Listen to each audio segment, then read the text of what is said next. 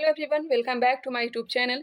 इस वीडियो में हम लोग देखेंगे बिहार दरोगा प्रीवियस ईयर क्वेश्चन और कंप्लीट करेंगे फिजिक्स को। 2008 से अब तक जितने भी प्रश्न पूछे गए हैं फिजिक्स से रिलेटेड उसे इस वीडियो में कंप्लीट करने का प्रयास करेंगे। और जो न्यू स्टूडेंट है उनके लिए यह काफ़ी हेल्पफुल रहने वाला है और जो ओल्ड स्टूडेंट है उनके लिए यह रिवीजन का काम करेगा। तो चलिए इस वीडियो को प्रारंभ करते हैं। वीडियो पसंद आता है तो लाइक करिएगा, कमेंट करके लेकिन ज़रूर बताइएगा। अभी तक हमारे चैनल को सब्सक्राइब नहीं किया है तो सब्सक्राइब कर लीजिए। जो क्वेश्चन पूछा गया है उससे संबंधित और भी प्रश्न को हम लोग देखते चलेंगे। फिलहाल 2008 में पूछे गए प्रश्न। फर्स्ट नंबर क्वेश्चन, डायनेमो वह यंत्र है जो निम्न को परिवर्तित करता है। डायनेमो यांत्रिक ऊर्जा को विद्युत ऊर्जा में चेंज करता है। इससे संबंधित और भी देख लीजिए, जैसे कि विद्युत मोटर जो हो गया विद्युत ऊर्जा को यांत्रिक ऊर्जा में बदलता है। सोलर सेल सौर ऊर्जा को विद्युत ऊर्जा में। सितार या फिर गिटार यांत्रिक ऊर्जा को ध्वनि ऊर्जा में।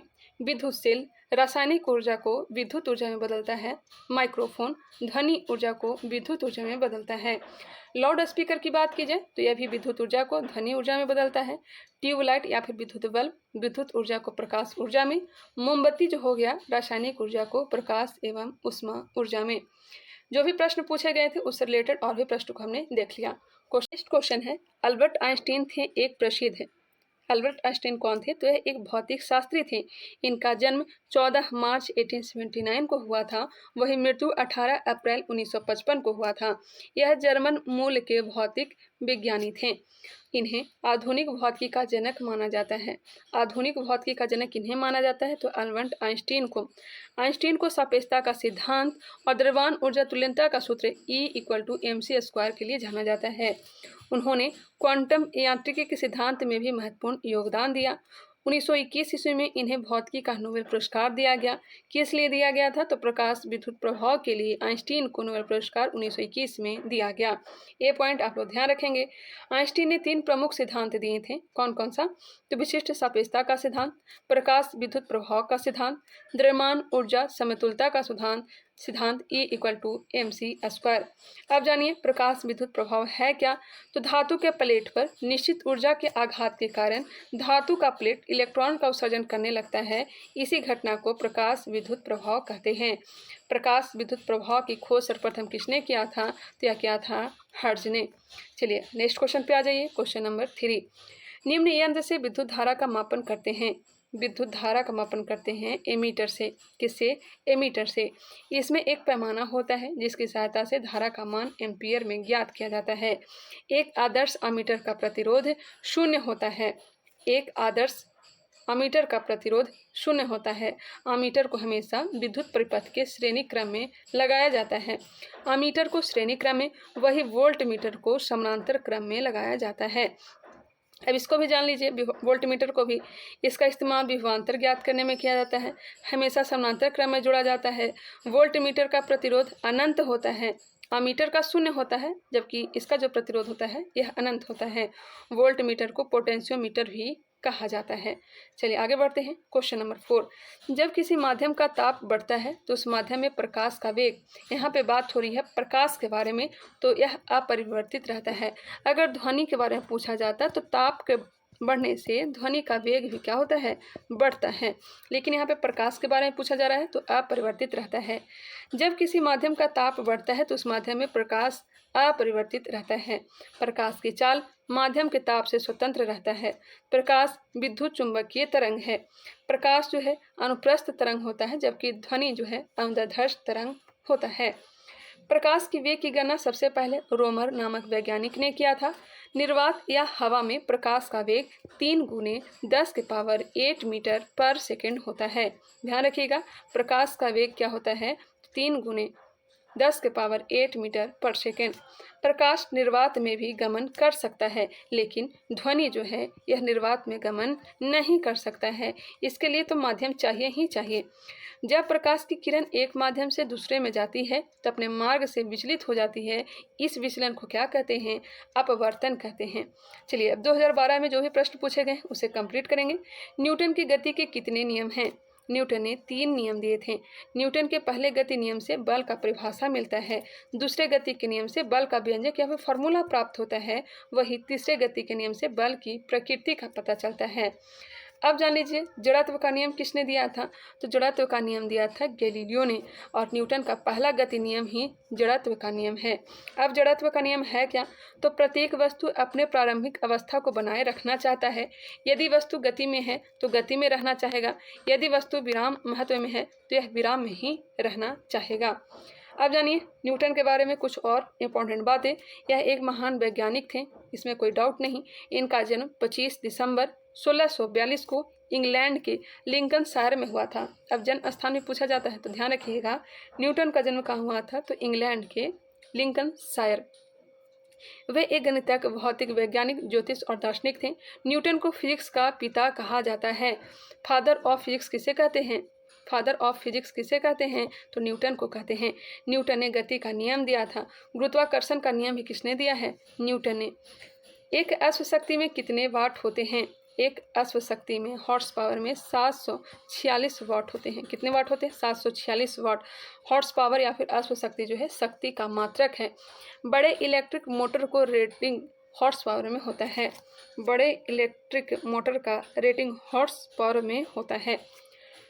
वाट हो गया, किलोवाट होगा, मेगावाट हो गया, टेरावाट हो गया, ये सब सभी के सभी शक्ति के मात्रक हैं। जब इसमें समय से गुणा कर दिया जाता है तो ये ऊर्जा के मात्रक बन जाते हैं। जैसे कि वाट सेकंड, यह किसका मात्रक है, ऊर्जा का। वाट घंटा, समय लग गया, यह ऊर्जा का मात्रक है। किलोवाट घंटा, यह ऊर्जा का मात्रक है। ठीक है। विद्युत ऊर्जा का व्यावसायिक मात्रक क्या होता है, तो किलोवाट घंटा होता है। विद्युत ऊर्जा का व्यावसायिक मात्रक कौन सा होता है, तो किलोवाट घंटा। 1 किलोवाट घंटा बराबर क्या होता है, 1 किलोवाट घंटा बराबर 3 गुने 10 के पावर 6 जूल होता है। 3 गुने 10 के पावर 6 जूल होता है। ऊर्जा एवं कार्य दोनों का मात्रक क्या होता है, तो जूल होता है। ऊर्जा एवं कार्य का मात्रक क्या होता है, जूल होता है। ध्यान रखिएगा। फ़ारेनहाइट तापमापी ऊपरी तथा निचली बिंदु के मध्य कितना अंतराल होता है। ऊपरी तथा निचली मतलब कह सकते हैं हिमांक और क्वथनांक, ये दोनों के बीच का अंतर कितना होता है, तो होता है 180 डिग्री। अब यहाँ पर डिटेल से जान लेते हैं। जैसे कि सेल्सियस पैमाना, इसका आविष्कारक कौन थे, तो स्वीडन के वैज्ञानिक सेल्सियस ने किया था। इसका हिमांक बिंदु जो है 0 डिग्री सेल्सियस, और सेल्सियस में बात की जाए क्वथनांक तो 100 डिग्री सेल्सियस। और इन दोनों के बीच की दूरी को 100 बराबर भागों में बांट देते हैं। प्रत्येक भाग को 1 डिग्री सेल्सियस कहते हैं या फिर कहा जाता है।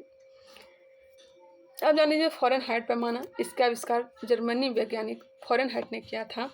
इसका हिमांक होता है 32 डिग्री फ़ारेनहाइट और क्वथनांक होता है 212 डिग्री फ़ारेनहाइट, और इन दोनों के बीच अंतराल कितना होता है, 180 डिग्री का। डॉक्टरी थर्मामीटर का रीडिंग फ़ारेनहाइट में ही होता है।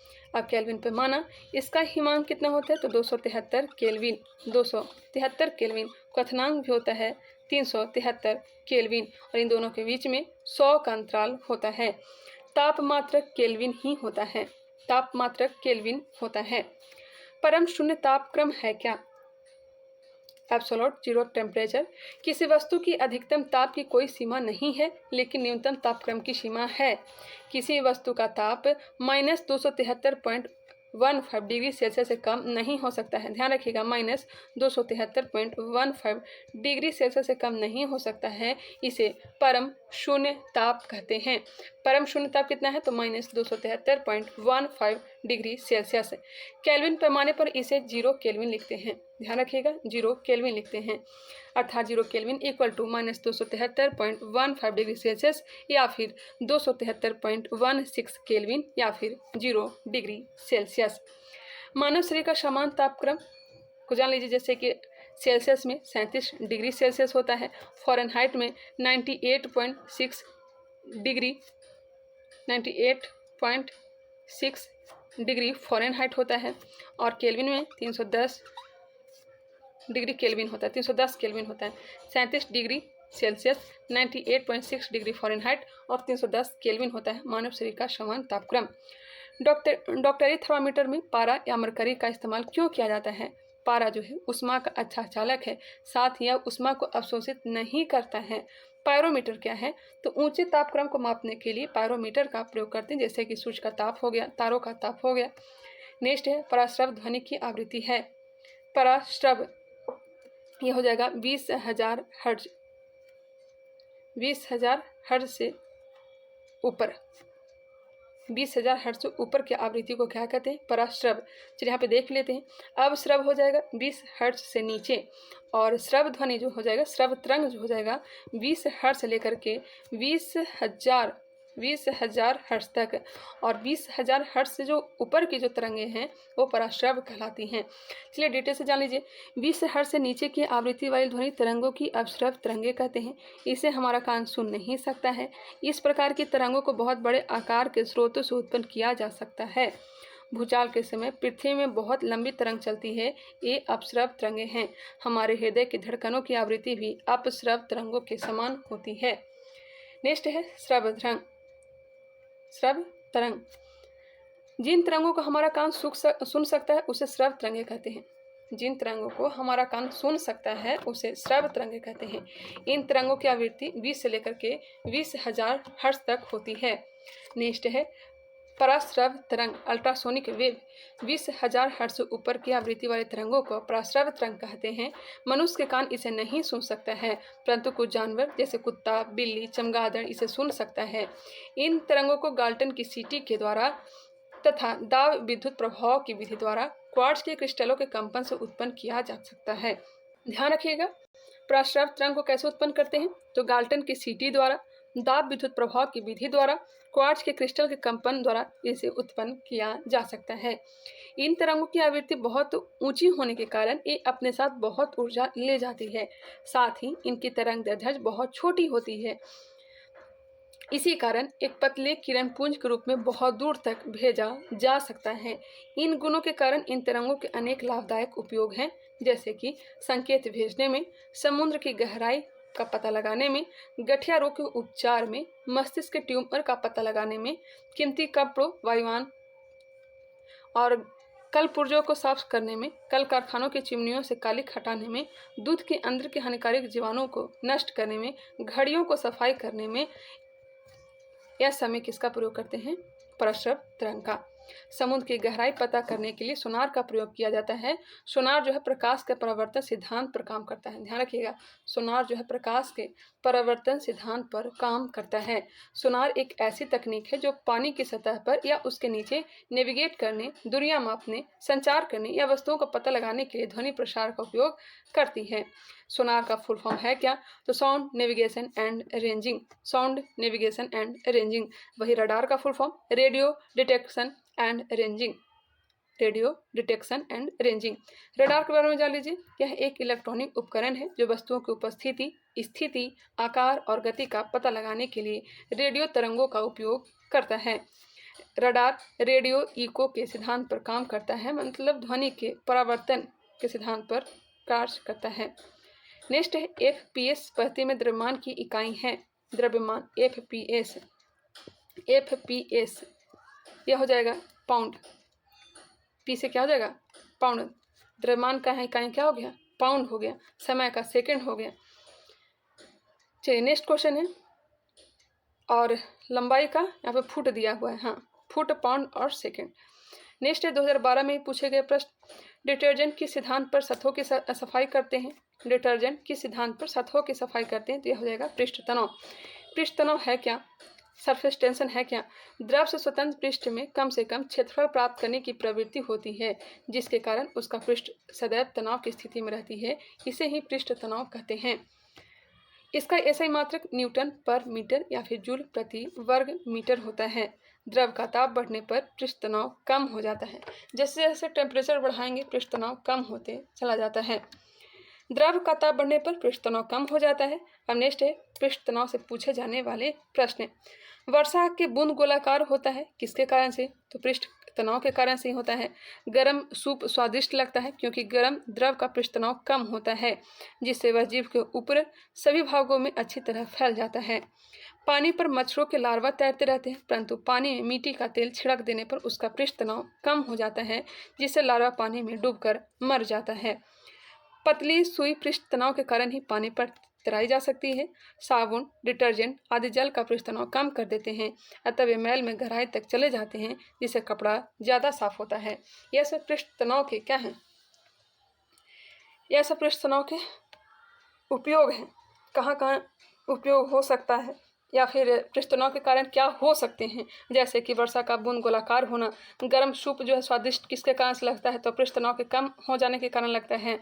पानी पर मच्छर के लार्वा तैरते रहते हैं परंतु इसमें मिट्टी का तेल छिड़क देने से पृष्ठ तनाव कम हो जाता है, इस कारण से लार्वा पानी में डूबकर मर जाते हैं। सुई जो है, पतली सुई यह पानी पर तैर जाती है, किसके कारण से, तो पृष्ठ तनाव के कारण से ही। साबुन, डिटर्जेंट आदि से कपड़ा साफ हो जाता है, क्यों हो जाता है, तो पृष्ठ तनाव कम कर देता है, इस कारण से ही। तो चलिए आगे बढ़ते हैं। अब श्यानता के बारे में जान लीजिए। यह केवल तरल का वह गुण है जिसके कारण तरल के विभिन्न परतों के मध्य आपेक्षिक गति का विरोध करता है, यह श्यानता कहलाता है। श्यान बल है क्या, किसी द्रव या गैस की दो क्रमागत परतों के बीच उनकी अपेक्षिक गति का विरोध करने वाले घर्षण बल को श्यान बल कहते हैं। श्यानता केवल द्रवों तथा गैसों का गुण है, या जो है श्यानता ठोस में नहीं देखने को मिलता है। श्यानता मतलब कह सकते हैं गाढ़ापन। द्रवों में श्यानता अणुओं के मध्य लगने वाले संसंजक बलों के कारण होती है, ठोसों में श्यानता नहीं होती है। गैसों में श्यानता द्रवों की तुलना में बहुत कम होती है। एक आदर्श तरल की श्यानता शून्य होती है। एक आदर्श तरल की श्यानता क्या होती है, शून्य होती है। ताप बढ़ने पर द्रवों की श्यानता घट जाती है परंतु गैसों की बढ़ जाती है। जैसे जैसे ताप बढ़ता है द्रवों की श्यानता घट जाती है परंतु गैस की बढ़ जाती है। श्यानता का एसआई मात्रक डेका पॉइज या पॉइजली या पास्कल सेकेंड है। ध्यान रखिएगा, श्यानता का एसआई मात्रक क्या है, तो डेका पॉइज या पॉइजली। इसका और भी मात्रक है जैसे कि पास्कल सेकेंड। अब प्रत्यास्था क्या है, इलास्टिसिटी। यह पदार्थों का वह गुण है जिसके कारण वस्तु उस पर लगाए गए बाहरी बल से उत्पन्न किसी भी प्रकार के परिवर्तन का विरोध करती है। जैसे ही बल हटा दिया जाता है तो वह अपने पूर्व अवस्था में वापस आ जाती है। जो वस्तु परिवर्तन का जितना अधिक विरोध करेगा वह इतना ही ज़्यादा इलास्टिक माना जाता है। जैसे स्टील रबर से ज़्यादा इलास्टिक होता है, स्टील जो है रबर से ज़्यादा इलास्टिक होता है। नेक्स्ट है उत्प्लावन बल। उत्प्लावन बल क्या है, तो यह द्रव का वह गुण है जिसके कारण वस्तुओं पर ऊपर की ओर एक बल लगता है जिसे उत्प्लावक बल कहते हैं। यह बल वस्तुओं द्वारा हटाए गए द्रव के गुरुत्व केंद्र पर कार्य करता है जिसे उत्प्लावन केंद्र कहा जाता है। उत्प्लावक बल द्रव में डूबी वस्तु के आयतन एवं द्रव के घनत्व पर निर्भर करता है। पिंड जब द्रव में पूर्णतः डूब जाता है तो उत्प्लावक बल का मान अधिकतम हो जाता है। उत्प्लावक बल का मान ठोस वस्तु की प्रकृति एवं भार पर निर्भर नहीं करता है। उत्प्लावक बल जो है ठोस वस्तु की प्रकृति एवं भार पर निर्भर नहीं करता है। उत्प्लावक बल का नियम किसने दिया था, आर्किमिडीज ने। उत्प्लावक बल का नियम किसने दिया था, आर्किमिडीज ने। आर्किमिडीज का सिद्धांत क्या है, जब कोई वस्तु किसी द्रव में पूरी अथवा आंशिक रूप से डुबाई जाती है तो उसके भार में कमी का आभास होता है। भार में यह आभासी कमी वस्तु द्वारा हटाए गए द्रव के भार के बराबर होता है। नेक्स्ट है पलवन के नियम। संतुलित अवस्था में तैरने पर वस्तु अपने भार के बराबर द्रव स्थापित करती है। ठोस का गुरुत्व केंद्र तथा हटाए गए द्रव के गुरुत्व केंद्र दोनों ही एक ही ऊर्ध्वाधर रेखा में होने चाहिए। वस्तु का भार वस्तु द्वारा हटाए गए द्रव के भार के बराबर होना चाहिए। नेक्स्ट है समान जल की अपेक्षा समुद्री जल का घनत्व अधिक होता है, इसलिए उसमें तैरना आसान होता है। वॉन झील और मृत सागर में नमक अधिक होने के कारण उसे मनुष्य डूबता नहीं है। यदि एक नाव नदी से तैरते हुए समुद्र में जाएगा तो नाव नदी के पीछे समुद्र में ऊपर उठ जाएगा। जब बर्फ पानी के ऊपर तैरती है तो उसके आयतन का एक भाग पानी के ऊपर रहता है और 9 भाग पानी के नीचे। एक भाग पानी के ऊपर और 9 भाग पानी के नीचे। किसी बर्तन में पानी भरा है और उस पर बर्फ तैर रही है। जब बर्फ पूरी तरह पिघल जाएगी तो पात्र में पानी का तल बढ़ता नहीं है लेकिन समान ही रहता है। ये सब पे गौर करते चलिएगा आप लोग। अपेक्षिक घनत्व को हाइड्रोमीटर से मापा जाता है जबकि अपेक्षिक आर्द्रता को हाइग्रोमीटर से जबकि अपेक्षिक घनत्व को हाइड्रोमीटर से मापा जाता है। दूध की शुद्धता को लैक्टोमीटर से मापा जाता है। बहुत सारे यहाँ पे दिया गया है इसलिए मैं ज़्यादा डिस्कशन नहीं करवा पाऊंगी, लगातार से इसे कंप्लीट करवाते चलूँगी, आप लोग बस ध्यान देते चलेंगे। निम्नलिखित में से कौन सी धातु विद्युत की सुचालक है? विद्युत की सुचालक चांदी है। यहाँ पर सबसे ज़्यादा जो है विद्युत का सुचालक यह कौन सा है, तो चांदी है। चांदी हल्का उजला रंग का होता है जिससे आभूषण बनाया जाता है। उसका सबसे अच्छा चालक तांबा होता है। मनुष्य द्वारा खोजा गया पहली धातु तांबा था। सोना, यह सबसे अधिक आघात वर्णीय एवं तान्य होता है। सोना जो है पीला रंग का होता है, इसका इस्तेमाल आभूषण बनाने में किया जाता है। शुद्ध सोना 24 कैरेट का होता है। 18 कैरेट सोने में 75% ही सोना होता है, बाकी 25% तांबा मिला होता है। शुद्ध सोने का आभूषण नहीं बनाया जा सकता क्योंकि शुद्ध सोना काफ़ी मुलायम होता है। सोने में कठोरता प्रदान करने के लिए इसमें तांबा मिलाया जाता है। धातु की शुद्धता को हॉल मार्क से ज्ञात किया जाता है। एग मार्क क्या है, तो यह कृषि उत्पादों पर लगाया जाता है। Egg mark. इको मार्क क्या है, तो यह पर्यावरण अनुकूल उत्पाद पर लगाया जाता है। नेक्स्ट है ट्रेडमार्क। ट्रेडमार्क एक प्रकार का प्रतीक, शब्द, वाक्यांश या डिजाइन या इन सभी का संयोजन होता है। इसका इस्तेमाल किसी कंपनी की वस्तुओं या सेवाओं को दूसरे से अलग पहचान के लिए दिया जाता है। ट्रेडमार्क भौतिक संपदा अधिकार IPR के तहत संरक्षित है। नेक्स्ट है क्वेश्चन नंबर 12। 3D फिल्म देखने के लिए प्रयुक्त चश्मे में होते हैं। 3D फिल्म देखने के लिए प्रयुक्त चश्मे में होते हैं तो क्या होते हैं, पोलराइड होते हैं। क्या होते हैं, पोलराइड। पोलराइड का उपयोग तीव्रता को नियंत्रित करने के लिए किया जा सकता है। धूप के चश्मे के कांच आदि में पोलराइड का उपयोग फोटोग्राफिक कैमरों और 3D चलचित्र कैमरों में किया जाता है। एक पोलराइड 3D प्रणाली एक निश्चित विशिष्ट कोण पर प्रत्येक आंख तक पहुंचने वाले प्रकाश को सीमित करके त्रियामी छवियों का भ्रम बनाने के लिए पोलराइड चश्मे का उपयोग करता है। नेक्स्ट है 2018 में पूछे गए प्रश्न। कौन सा संयंत्र तरल पदार्थों के विशिष्ट गुरुत्व को मापता है। विशिष्ट गुरुत्व को मापता है हाइड्रोमीटर। हाइड्रोमीटर ऐसा उपकरण है जो तरल पदार्थ के विशिष्ट गुरुत्व को मापता है। यह क्वेश्चन दोबारा से रिपीट भी हुआ है। विशिष्ट गुरुत्व यह अपेक्षित घनत्व वस्तु का घनत्व एवं जल के घनत्व का अनुपात है। विशिष्ट गुरुत्व यह अपेक्षित घनत्व वस्तु का घनत्व एवं जल के घनत्व का अनुपात है। हाइग्रोमीटर से वायुमंडलीय व्याप्त आर्द्रता मापी जाती है। ग्रेविमीटर क्या है, तो पृथ्वी के गुरुत्वाकर्षण क्षेत्र में भिन्नता को मापने के लिए इस्तेमाल किया जाने वाला एक संवेदनशील उपकरण है। हिप्सोमीटर, इसका इस्तेमाल समुद्र तल से ऊंचाई मापने में किया जाता है। स्क्रू गेज से बारीक तारों के व्यास को मापा जाता है और रेन गेज से वर्षा को मापा जाता है। गायरोस्कोप से घूमती हुई वस्तुओं की गति ज्ञात करते हैं। गायरोस्कोप से घूमती हुई वस्तु की गति ज्ञात करते हैं। क्वेश्चन नंबर है 14। कुछ नहीं में कुछ का सर्जन किस नियम के विरुद्ध है, तो हो जाएगा द्रव्यमान ऊर्जा का संरक्षण। द्रव्यमान ऊर्जा का संरक्षण, ये भी क्वेश्चन रिपीट हुआ है। द्रव्यमान ऊर्जा का संरक्षण का नियम कहता है कि द्रव्यमान और ऊर्जा एक दूसरे के तुल्य हैं। इसका मतलब है कि ऊर्जा को द्रव्यमान में और द्रव्यमान को ऊर्जा में बदला जा सकता है। इसलिए किसी निकाय के लिए द्रव्यमान ऊर्जा संयुक्त रूप से संरक्षित रहती है। इस नियम को समीकरण E = mc² से व्यक्त किया जा सकता है। यह नियम आइंस्टीन ने दिया था। किसने दिया था, आइंस्टीन ने दिया था। कुछ नहीं में से कुछ का सर्जन द्रव्यमान ऊर्जा का संरक्षण नियम के विरुद्ध है। द्रव्यमान ऊर्जा संरक्षण सिद्धांत यह बताता है कि द्रव्यमान का क्षय नहीं होता है। द्रव्यमान किसी तत्व में एक समान ही बना रहता है, चाहे किसी स्थान पर उसे रखा जाए। ऊर्जा संरक्षण का सिद्धांत भी यह बताता है कि ऊर्जा की कुल मात्रा नियत रहती है। ऊर्जा न तो उत्पन्न की जा सकती है और न ही नष्ट की जा सकती है। ऊर्जा केवल एक रूप से दूसरे रूप में परिवर्तित की जा सकती है। संवेग संरक्षण का नियम।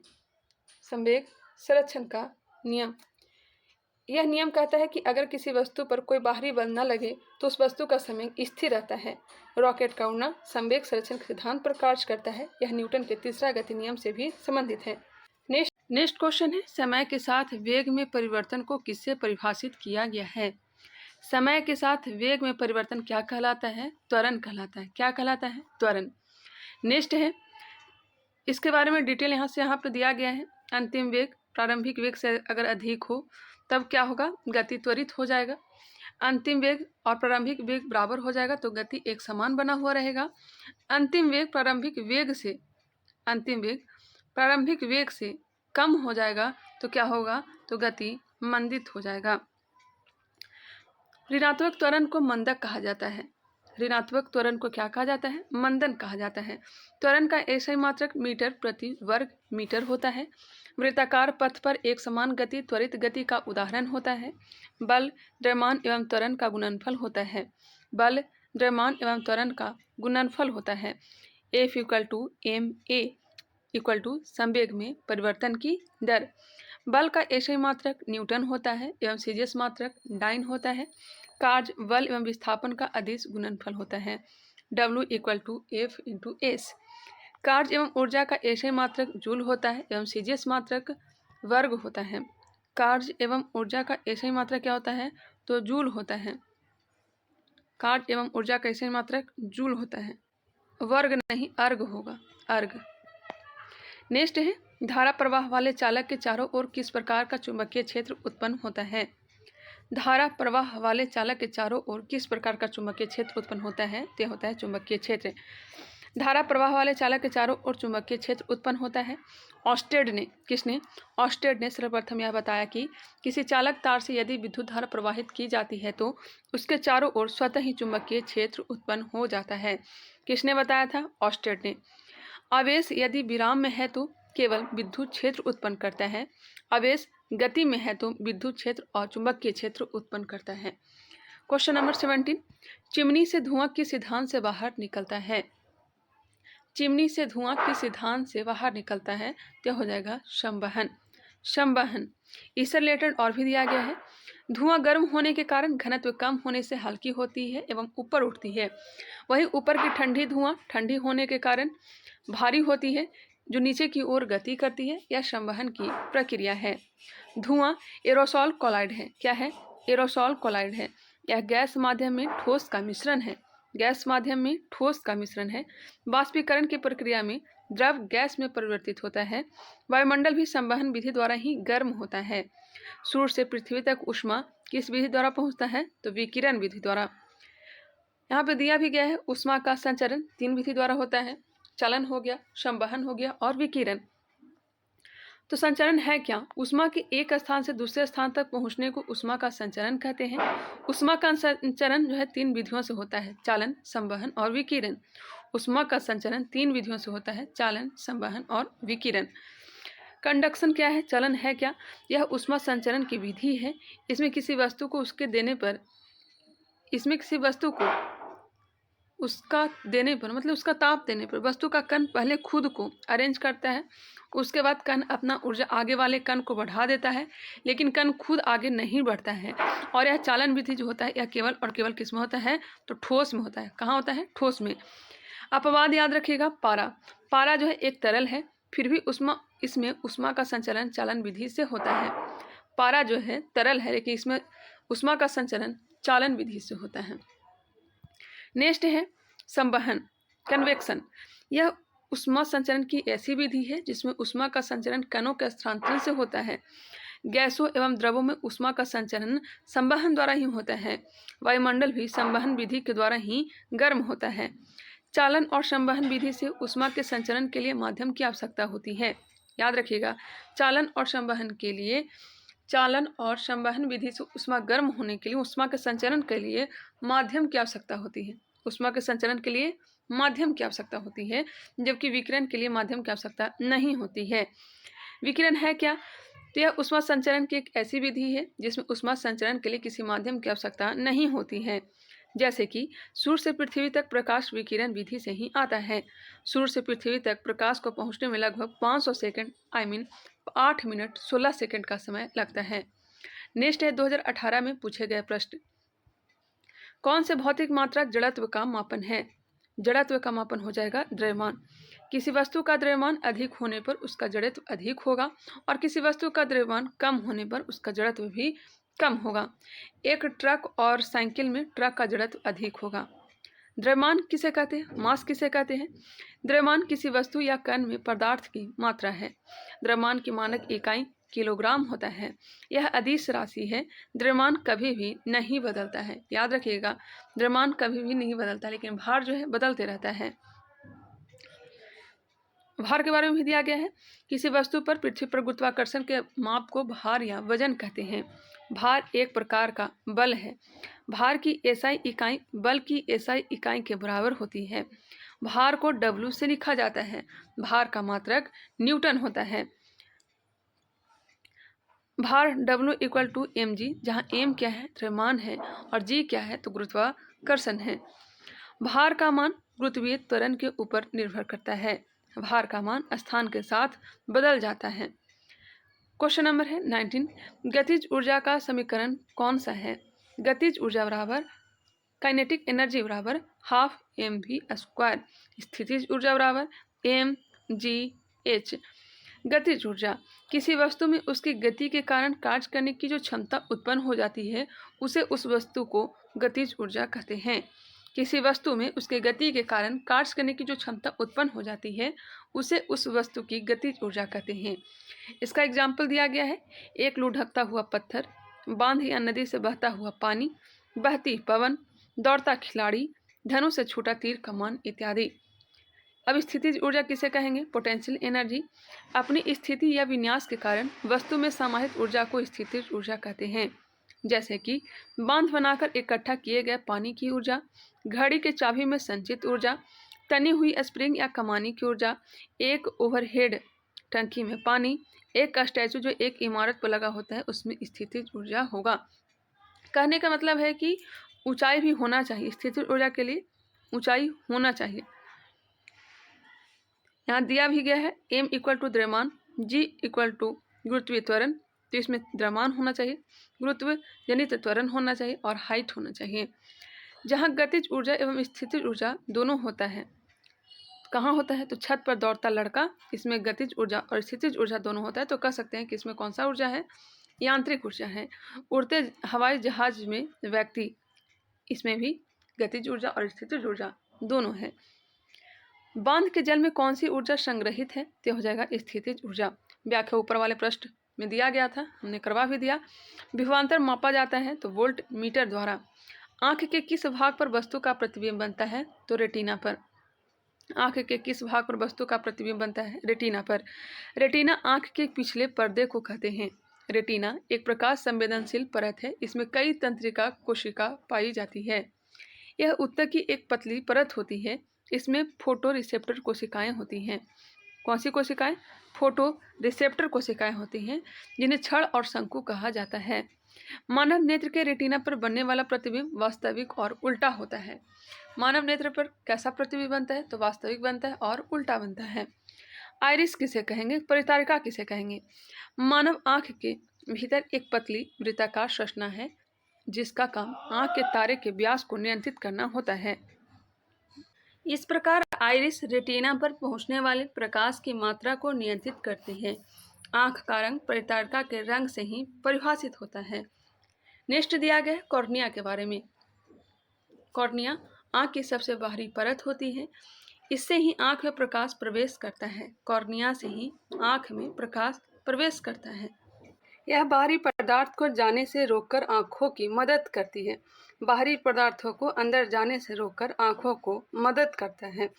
हल्की खरोंच से कॉर्निया जल्दी ठीक हो जाते हैं, लेकिन ज़्यादा खरोंच से कॉर्निया पर निशान बन जाते हैं, जिससे विजन से जुड़ी समस्याएं हो सकती है। नेत्रदान में मृत्यु के बाद किसी को आंखों की रोशनी देने के लिए नेत्रदान किया जाता है। तो याद रखिएगा, नेत्रदान में किसका दान किया जाता है? कॉर्निया को। नेत्रदान में केवल कॉर्निया का दान और प्रत्यारोपण किया जाता है, पूरी आंख का नहीं। नेक्स्ट है लेंस के बारे में दिया गया। स्पष्ट दृष्टि की न्यूनतम दूरी 25 सेंटीमीटर होता है। स्पष्ट दृष्टि की दूर बिंदु अनंत होता है। निकट दृष्टि दोष को दूर करने के लिए अवतल लेंस का प्रयोग, दूर दृष्टि दोष को दूर करने के लिए उत्तल लेंस का प्रयोग करते हैं। नेक्स्ट है, जब कोई वस्तु पानी में डुबाई जाती है तो उसके भार में कमी किसके बराबर होता है? जब कोई वस्तु पानी में डुबाई जाती है तो उसके भार में कमी उसके द्वारा हटाए गए द्रव के भार के बराबर होता है। और पहले भी उत्प्लावन के बारे में बताया जा चुका है। उस खगोल भौतिक शास्त्री का नाम बताएं जो एक क्षय तंत्रिका रोग से पीड़ित है और केवल कंप्यूटर के माध्यम से ही अपनी बात कह सकते हैं। तो हो जाएंगे Stephen Hawking. Stephen Hawking. Stephen Hawking का जन्म ब्रिटेन के ऑक्सफोर्ड में 8 जनवरी 1942 को हुआ था। स्टीफन हॉकिंग को मोटर न्यूरॉन नाम की बीमारी थी। इसमें शरीर के ज़्यादातर अंग काम करना बंद कर देते हैं। स्टीफन 53 साल व्हील चेयर पर रहे, लेकिन उन्होंने खुद को कभी अपंग नहीं माना। उनका कहना था कि उनका शारीरिक अक्षमताओं के चलते ही उन्हें ब्रह्मांड को लेकर की गई रिसर्च पर सोचने का काम किया। हॉकिंग ने 1974 में ब्लैक होल इतने काले नहीं शीर्षक से एक शोध पत्र प्रकाशित करवाया था। हॉकिंग ने अपने थ्योरी ऑफ एवरीथिंग से सुझाया था कि ब्रह्मांड का निर्माण स्पष्ट रूप से परिभाषित सिद्धांतों के आधार पर हुआ है। हॉकिंग ने एक किताब भी लिखा है जिसका नाम है a brief story history of time. A brief story history of time किसका है? तो हॉकिंग का है। इस किताब ने पूरी दुनिया भर के विज्ञान क्षेत्र में तहलका मचा दिया था। नेक्स्ट है 2018 में ही मेंस एग्जाम में पूछा गया प्रश्न। फर्स्ट नंबर क्वेश्चन देखेंगे। एक प्रकाश वर्ष बराबर होता है, तो एक प्रकाश वर्ष बराबर होता है 9.46 गुने 10 के पावर 12 किलोमीटर। किलोमीटर दिया गया है तो 10 के पावर 12 किलोमीटर हो जाएगा। प्रकाश द्वारा एक वर्ष में तय की गई दूरी प्रकाश वर्ष कहलाता है। प्रकाश वर्ष जो है यह खगोलीय दूरी मापने की इकाई है। एक वर्ष बराबर 9.46 गुने 10 के पावर 12 किलोमीटर या फिर 9.46 गुने 10 के पावर 15 मीटर होता है। एक खगोलीय इकाई बराबर कितना होता है? तो 1.496 गुने 10 के पावर 11 मीटर होता है। 1.496 गुने 10 के पावर 11 मीटर। खगोलीय दूरी मापने की सबसे बड़ी इकाई क्या है? तो पारसेक है। एक पारसेक बराबर 3.26 प्रकाश वर्ष होता है या 3.08 गुने 10 के पावर 16 मीटर होता है। 3.08 गुने 10 के पावर 16 मीटर। निम्न में से कौन सा नियम रॉकेट प्रणोदन में शामिल होता है? रॉकेट प्रणोदन में शामिल होता है न्यूटन की गति का तीसरा नियम। न्यूटन की गति का तीसरा नियम रॉकेट प्रणोदन में शामिल होता है। न्यूटन के तृतीय गति के नियम अनुसार प्रत्येक क्रिया के बराबर और विपरीत दिशा में प्रतिक्रिया होता है। तृतीय नियमानुसार ही रॉकेट की गति भी उससे निकलने वाले तीव्र गैसीय निकास की प्रतिक्रिया होती है और गति के नियम पहले समझाया जा चुका है। नेक्स्ट क्वेश्चन पे आ जाएंगे। यदि वायुमंडल दाब पारा के 76 सेंटीमीटर सामान्य दाब से कम हो तो पानी किस तापमान पर उबलेगा?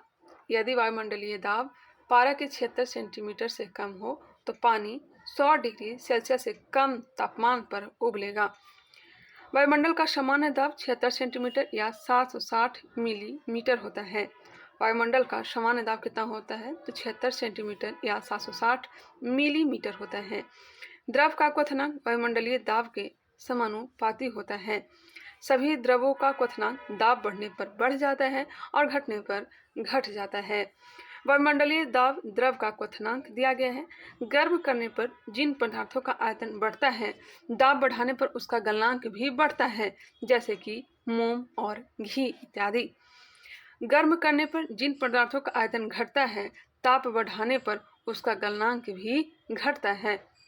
गर्म करने पर जिन पदार्थों का आयतन घटता है, दाब बढ़ाने पर उसका गलनांक भी घटता है, जैसे कि बर्फ। पृथ्वी की सतह से ऊपर जाने पर वायुमंडलीय दाब कम होता जाता है, जिसके कारण पहाड़ों पर खाना बनाने में कठिनाई होती है। वायुमंडल में बैठे यात्री के फाउंटेन पेन से स्याही रिस जाती है। किस कारण से? तो वायुमंडलीय दाब कम हो जाने से। आगे बढ़ते हैं। प्रेशर कुकर में जल्दी खाना बन जाता है क्योंकि ढक्कन के कारण दाब बढ़ जाता है, जिससे क्वथनांक भी बढ़ जाता है। वायुमंडलीय दाब को बैरोमीटर से मापा जाता है। बैरोमीटर की सहायता से मौसम संबंधी पूर्वानुमान भी लगाया जा सकता है। बैरोमीटर का पाठ्यांक जब धीरे धीरे ऊपर चढ़ता है तो दिन साफ होने लगती है। पाठ्यांक जब धीरे धीरे नीचे गिरता है तो वर्षा होने की संभावना होती है। पाठ्यांक जब एक नीचे गिरता है तो आंधी आने की संभावना होती है। Hydraulic lift, hydraulic press, hydraulic brake, यह सब पास्कल के नियम पर कार्य करता है। हाइड्रोलिक लिफ्ट हो गया, हाइड्रोलिक प्रेस हो गया, हाइड्रोलिक ब्रेक हो गया, यह सब पास्कल के नियम पर कार्य करता है। नेक्स्ट है एंगस्ट्रम इकाई है। एंगस्ट्रम तरंग दैर्ध्य की इकाई है। एंगस्ट्रम किसका इकाई है? तो हो जाएगा तरंग दैर्ध्य की। तरंग मुख्यतः दो प्रकार का होता है। एक होता है यांत्रिक तरंग एवं एक होता है अयांत्रिक तरंग। यांत्रिक तरंग किसे कहते हैं? मैकेनिकल वेव किसे कहते हैं? वैसे तरंग जिनके संचरण के लिए माध्यम की आवश्यकता होती है, जैसे कि ध्वनि तरंग। ध्वनि तरंग अनुदैर्ध्य तरंग भी होता है। अयांत्रिक तरंग किसे कहेंगे? अयांत्रिक तरंग को विद्युत चुम्बकीय तरंग भी कहा जाता है। ऐसे तरंग होते हैं जिनको संरक्षण के लिए माध्यम की आवश्यकता नहीं होता है। यह तरंग निर्वात में भी संचरित हो सकता है। यह विद्युत चुम्बकीय तरंग प्रकाश के वेग से चलता है। प्रकाश तरंग, अनुप्रस्थ तरंग एवं विद्युत चुम्बकीय तरंग होता है। प्रकाश तरंग जो है यह अनुप्रस्थ तरंग एवं विद्युत चुम्बकीय तरंग होता है। ऊर्जा किसे कहते हैं? तो कार्य करने की क्षमता को ऊर्जा कहा जाता है। इसका एसआई मात्रक जूल एवं सीजिस मात्रक अर्ग होता है। आवृत्ति का एसआई मात्रक हर्ज होता है। वेग का एसआई मात्रक मीटर पर सेकंड होता है। कुछ भौतिक राशि के मात्रक दिया गया है, जैसे कि वेग का एसआई मात्रक मीटर प्रति सेकंड, कोणीय वेग का रेडियन प्रति सेकंड, ठोस कोण का अष्टे रेडियन, समतल या तलीय कोण का रेडियन, ज्योति तीव्रता का कैंडेला, ज्योति फ्लक्स ल्यूमेन, खगोलीय दूरी प्रकाश वर्ग, चुंबकीय तीव्रता टेस्ला। एक बार फिर से, वेग का एसआई मात्रक मीटर प्रति सेकंड, कोणीय वेग रेडियन प्रति सेकंड, ठोस कोण अष्टे रेडियन, समतल या तलीय कोण रेडियन, ज्योति तीव्रता कैंडेला, ज्योति फ्लक्स ल्यूमेन, खगोलीय दूरी प्रकाश वर्ष, चुंबकीय तीव्रता टेस्ला। आवृत्ति को नापा जाता है। आवृत्ति को हर्ट्ज में मापा जाता है। कंपन करने वाली वस्तु 1 सेकंड में जितना कंपन करती है उसे उसकी आवृत्ति कहते हैं। कंपन करने वाली वस्तु 1 सेकंड में जितना कंपन करती है उसे उसकी आवृत्ति कहते हैं। आवृत्ति इक्वल टू कुल दोलनों की संख्या बटा लगा कुल समय, n इक्वल टू 1/t। एक दोलन पूरा करने के समय को आवर्त काल कहते हैं। चाल या वेग का एसआई मात्रक मीटर प्रति सेकंड होता है। शक्ति का एसआई मात्रक वाट होता है। मैं बिल्कुल आराम से चलूंगी, अगर जिन्हें फास्ट करके देखना होगा तो फास्ट करके देख सकते हैं। धीरे धीरे चलूंगी तो अच्छे ढंग से समझ में आएगा। सही कथन चुनिए। लाल प्रकाश का तरंगदैर्ध्य बैंगनी प्रकाश से कम है। नहीं, लाल प्रकाश का तरंगदैर्ध्य हरे प्रकाश से ज़्यादा है। हरे प्रकाश से ज़्यादा है। हाँ, सबसे ज़्यादा तरंगदैर्ध्य किसका होता है? तो यह होता है लाल का। और सबसे कम किसका होता है? तो बैंगनी का। चलिए यहाँ पे देख लीजिए। प्रकाश एक प्रकार की ऊर्जा है जो विद्युत चुंबकीय तरंगों के रूप में संचारित होती है। दृश्य प्रकाश का खोज किसने किया है? तो न्यूटन ने। इसका तरंगदैर्ध्य 3900 एंगस्ट्रॉम से लेकर के 7800 एंगस्ट्रॉम के बीच होता है। प्रकाश का कण सिद्धांत न्यूटन ने दिया था। प्रकाश का तरंग सिद्धांत क्रिश्चियन हाइगन ने दिया था। Dual nature of light de Broglie. प्रकाश का फोटोन सिद्धांत अल्बर्ट आइंस्टीन ने दिया था। मोस्ट इंपॉर्टेंट यहाँ पे दिया गया है, प्रकाश का कणीय सिद्धांत न्यूटन ने दिया। प्रकाश का तरंग सिद्धांत क्रिश्चियन हाइजेंस ने दिया था। डुअल नेचर ऑफ लाइट, प्रकाश का दो नेचर किसने दिया था? तो हो जाएगा द्वि नेचर डी ब्रोगली। प्रकाश का फोटोन सिद्धांत अल्बर्ट आइंस्टीन ने दिया था। प्रकाश का विद्युत चुंबकीय तरंग सिद्धांत प्रकाश के केवल कुछ गुणों की व्याख्या कर पाता है, जैसे प्रकाश का परावर्तन, प्रकाश का अपवर्तन, प्रकाश का सीधी रेखा में गमन, प्रकाश का विवर्तन, प्रकाश का व्यतिकरण एवं ध्रुवन। चलिए यहाँ पे देखेंगे, प्रकाश के कुछ गुण ऐसे हैं जिनकी व्याख्या तरंग सिद्धांत नहीं कर पाता है, जैसे कि प्रकाश, विद्युत प्रभाव और कॉप्टन सिद्धांत। प्रकाश के कुछ गुण ऐसे हैं जिनकी व्याख्या तरंग सिद्धांत नहीं कर पाता है। उसका एग्जाम्पल दिया गया है, प्रकाश, विद्युत प्रभाव तथा क्रॉम्पटन सिद्धांत। प्रकाश, विद्युत प्रभाव एवं क्रॉम्पटन सिद्धांत की व्याख्या आइंस्टीन द्वारा प्रतिपादित प्रकाश के फोटोन सिद्धांत द्वारा की जाती है। याद रखिएगा, फोटोन सिद्धांत द्वारा इसको प्रतिपादित किया जाता है। आइंस्टीन के प्रकाश के फोटोन सिद्धांत द्वारा इसे प्रतिपादित किया जाता है। नेक्स्ट है प्रकाश का वर्ण विक्षेपण। जब सूर्य का प्रकाश प्रिज्म से होकर गुजरता है तो वह अपवर्तन के पश्चात प्रिज्म के आधार की ओर झुकने के साथ साथ विभिन्न रंगों के प्रकाश में बट जाता है। सूर्य प्रकाश या श्वेत प्रकाश को 7 रंगों में विभक्त होने की क्रिया को प्रकाश का वर्ण विक्षेपण कहा जाता है। क्या कहा जाता है? वर्ण विक्षेपण। क्या कहा जाता है? प्रकाश का वर्ण विक्षेपण कहा जाता है। इस प्रकार से 7 रंगों के समूह को वर्ण क्रम कहते हैं। एग्जाम्पल दिया गया है, कह सकते हैं कि 7 रंग है क्या? तो वैजानी ह पिनाला, बैगनी, जामुनी, नीला, हरा, पीला, नारंगी और लाल। इसका ट्रिक भी दिया गया है, विबग्योर, VIBGYOR। आप लोग इस तरह से भी याद रख सकते हैं, वैजानी ह पिनाला। नेक्स्ट है प्रकाश के वर्ण विक्षेपण में बैंगनी रंग का विक्षेपण सबसे अधिक होता है, जबकि बैंगनी रंग का तरंगदैर्ध्य सबसे कम होता है। प्रकाश के वर्ण विक्षेपण में लाल रंग का विक्षेपण सबसे कम होता है, जबकि लाल रंग का तरंगदैर्ध्य सबसे अधिक होता है। रेलवे क्रॉसिंग पर सिग्नल के रूप में लाल रंग का इस्तेमाल क्यों किया जाता है?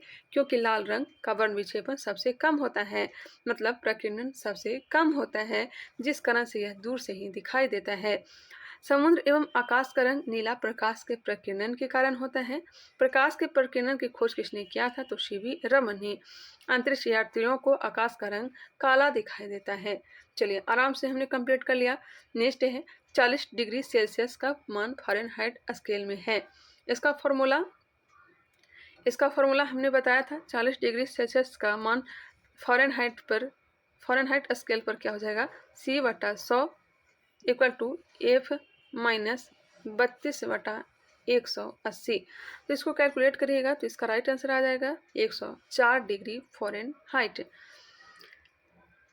-40 डिग्री सेल्सियस पर और फ़ारेनहाइट स्केल का तापमान एक समान होता है। कितने पर होता है एक समान? तो -40 डिग्री सेल्सियस और फ़ारेनहाइट पर। विद्युत शक्ति की इकाई क्या है? तो यह हो जाएगा वाट। विद्युत शक्ति की इकाई वाट होता है। एम्पियर विद्युत धारा की इकाई है। विभवांतर की इकाई वोल्ट होता है। आवेश की इकाई कूलम्ब होता है। एम्पियर विद्युत धारा का इकाई है। विभवांतर का वोल्ट हो जाएगा। आवेश का कूलम्ब हो जाएगा। विद्युत मोटर में विद्युत ऊर्जा को यांत्रिक ऊर्जा में बदला जाता है। विद्युत मोटर में विद्युत ऊर्जा को यांत्रिक ऊर्जा में बदला जाता है। आगे है विद्युत धारा निम्न में से किस उपकरण से मापी जाती है? विद्युत धारा एमीटर से। पहले भी एमीटर के बारे में हो चुका है। विद्युत धारा एमीटर उपकरण से मापी जाती है। एमीटर को परिपथ में सदैव श्रेणी क्रम में लगाया जाता है। एक आदर्श एमीटर का प्रतिरोध 0 होना चाहिए। यह सब पहले हो चुका है। आइंस्टीन को नोबेल प्राइज किस कार्य पर मिला? आइंस्टीन को नोबेल पुरस्कार 1921 ईस्वी में प्रकाश विद्युत प्रभाव के लिए दिया गया था। आइंस्टीन को नोबेल प्राइज प्रकाश विद्युत प्रभाव के लिए मिला था। फोटो इलेक्ट्रिक प्रभाव या प्रकाश विद्युत प्रभाव है क्या? तो जब धातु के प्लेट पर प्रकाश पड़ने पर इलेक्ट्रॉनों के निष्कासन होता है तो उसे फोटो इलेक्ट्रिक इफेक्ट कहा जाता है। धातु से निकलने वाले इलेक्ट्रॉनों को फोटो इलेक्ट्रॉन कहा जाता है। धातु से निकलने वाले इलेक्ट्रॉनों को फोटो इलेक्ट्रॉन कहा जाता है। आइंस्टीन को इसी खोज के लिए 1921 में नोबेल पुरस्कार दिया गया था। 1905 ईस्वी में आइंस्टीन ने द्रव्यमान एवं ऊर्जा के बीच एक संबंध स्थापित किया जिसे सापेक्षता का सिद्धांत कहा जाता है। ध्यान रखिएगा 1905 ईस्वी में आइंस्टीन ने द्रव्यमान एवं ऊर्जा के बीच एक संबंध स्थापित किया था जिसे सापेक्षता का सिद्धांत कहा जाता है। आइंस्टीन के अनुसार यदि वस्तु का द्रव्यमान m एवं प्रकाश का वेग c है तो इस द्रव्यमान से संबंध ऊर्जा E = mc² होता है। E = mc² होता है। आर्द्रता किस उपकरण से मापी जाती है? आर्द्रता ग्रो करता है हाइग्रोमीटर। इस तरह से याद रखिएगा। आर्द्रता हाइग्रोमीटर उपकरण से मापी जाती है। हाइग्रोमीटर द्वारा द्रवों का अपेक्षिक घनत्व मापा जाता है। हाइड्रोमीटर से द्रवों का अपेक्षिक घनत्व मापा जाता है। पायरोमीटर से ऊंचे ताप को मापा जाता है लेकिन थर्मामीटर से निम्न ताप को मापा जाता है। पायरोमीटर ताप को दूर से ही माप सकते हैं लेकिन थर्मामीटर ताप को नज़दीक से मापता है। सौर विकिरण को पायरोमीटर से ही मापा जाता है। लैक्टोमीटर से दूध की शुद्धता मापा जाता है। नेक्स्ट है 37वां प्रश्न, दाब की इकाई क्या है? तो दाब की इकाई है न्यूटन प्रति वर्ग मीटर। न्यूटन प्रति वर्ग मीटर। दाब की इकाई न्यूटन प्रति वर्ग मीटर है। न्यूटन मीटर अंतर्राष्ट्रीय इकाई प्रणाली में टॉर्क की इकाई है। न्यूटन मीटर जो है अंतर्राष्ट्रीय इकाई प्रणाली में टॉर्क की इकाई है। न्यूटन बल का ऐसा ही मात्रक है। पृष्ठ तनाव का मात्रक न्यूटन प्रति मीटर होता है। एक बार फिर से देखिएगा। दाब का इकाई न्यूटन प्रति वर्ग मीटर। न्यूटन मीटर अंतर्राष्ट्रीय इकाई में टॉर्क की इकाई है। न्यूटन बल का ऐसा ही मात्रक है। पृष्ठ तनाव का ऐसा ही मात्रक होता है, न्यूटन प्रति मीटर होता है। स्थिति विज्ञान निम्नलिखित में से किससे संबंधित है? स्थिति विज्ञान आंकड़ों के अध्ययन से। स्थिति विज्ञान स्टैटिक्स आंकड़ों के अध्ययन से संबंधित है। स्थिति विज्ञान गणित की एक शाखा है। मानसिक स्थिति के अध्ययन को मनोविज्ञान कहते हैं। फिजियोलॉजी कहते हैं। फिजियोलॉजी। नेक्स्ट है 2019 से पूछे गए प्रश्न। परावर्तन के नियम के अनुसार परावर्तन कोण का मान आपतन कोण के बराबर होता है। परावर्तन के नियम के अनुसार परावर्तन कोण का मान आपतन कोण के बराबर होता है। प्रकाश का परावर्तन, रिफ्लेक्शन ऑफ लाइट, प्रकाश के चिकने पृष्ठ से टकराकर वापस लौटने की घटना को क्या कहते हैं? तो इस घटना को प्रकाश का परावर्तन कहते हैं। प्रकाश के चिकने पृष्ठ से टकराकर वापस लौटने की घटना को क्या कहते हैं? प्रकाश का परावर्तन कहते हैं। परावर्तन के दो नियम हैं, आपतित किरण, परावर्तित किरण एवं आपतन बिंदु पर डाला गया अभिलंब, तीनों एक ही तल में होता है। आपतित किरण, परावर्तित किरण एवं आपतन बिंदु पर डाला गया अभिलंब तीनों एक ही तल में होता है। आपतन कोण परावर्तन कोण के बराबर होता है। आपतन कोण परावर्तन कोण के बराबर होता है। उत्तल दर्पण का फोकस दूरी धनात्मक होता है, जबकि अवतल दर्पण का फोकस दूरी, यहाँ पे सुधार करने की जरूरत है, 1 मिनट रुक जाएंगे। अवतल दर्पण जो होता है यह ऋणात्मक होता है, मैंने कंफर्म भी कर लिया, ऋणात्मक होता है, जबकि उत्तल दर्पण का फोकस दूरी धनात्मक होता है। उत्तल दर्पण में हमेशा हमें प्रतिबिंब दर्पण के पीछे उसके ध्रुव और फोकस के बीच वस्तु से छोटा, सीधा एवं आभासी बनता है। उत्तल दर्पण में हमेशा प्रतिबिंब दर्पण के पीछे उसके ध्रुव और फोकस के बीच वस्तु से छोटा और सीधा एवं आभासी बनता है। उत्तल दर्पण का प्रयोग गाड़ी के पीछे के दृश्य को देखने में किया जाता है। सोडियम परावर्तक लैंप में इसका प्रयोग किया जाता है। वही अवतल दर्पण का प्रयोग सोलर कुकर में करते हैं। बड़ी फोकस दूरी वाला अवतल दर्पण दाढ़ी बनाने में, आँख, कान, नाक मतलब ENT के जो विशेषज्ञ होते हैं, डॉक्टर होते हैं, वो अवतल दर्पण का प्रयोग करते हैं। गाड़ी की हेडलाइट एवं सर्च लाइट में अवतल दर्पण का प्रयोग किया जाता है। नेक्स्ट है समतल दर्पण, प्लेन मिरर। समतल दर्पण किसी वस्तु का प्रतिबिंब दर्पण के पीछे उतनी दूरी पर बनता है जितनी दूरी पर वस्तु दर्पण के सामने रखी होती है। यह प्रतिबिंब काल्पनिक वस्तु के बराबर एवं पसर्व मतलब उल्टा होता है।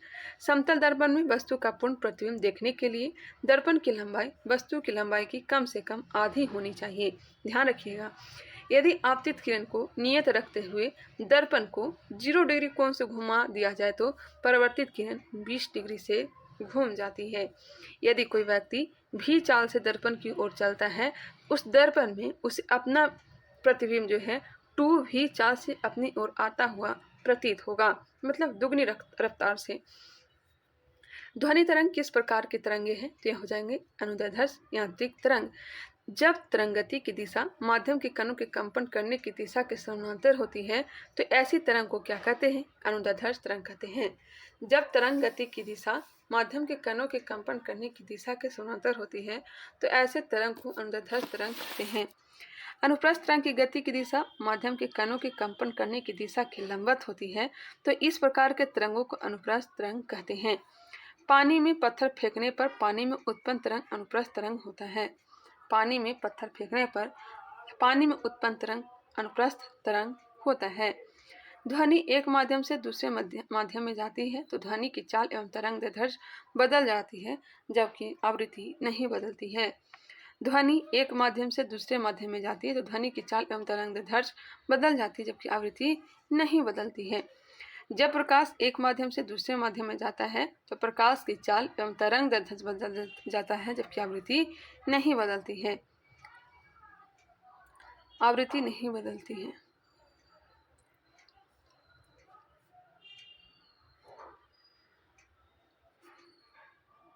नेक्स्ट क्वेश्चन है, लेंस शक्ति डायोप्टर का संबंध है।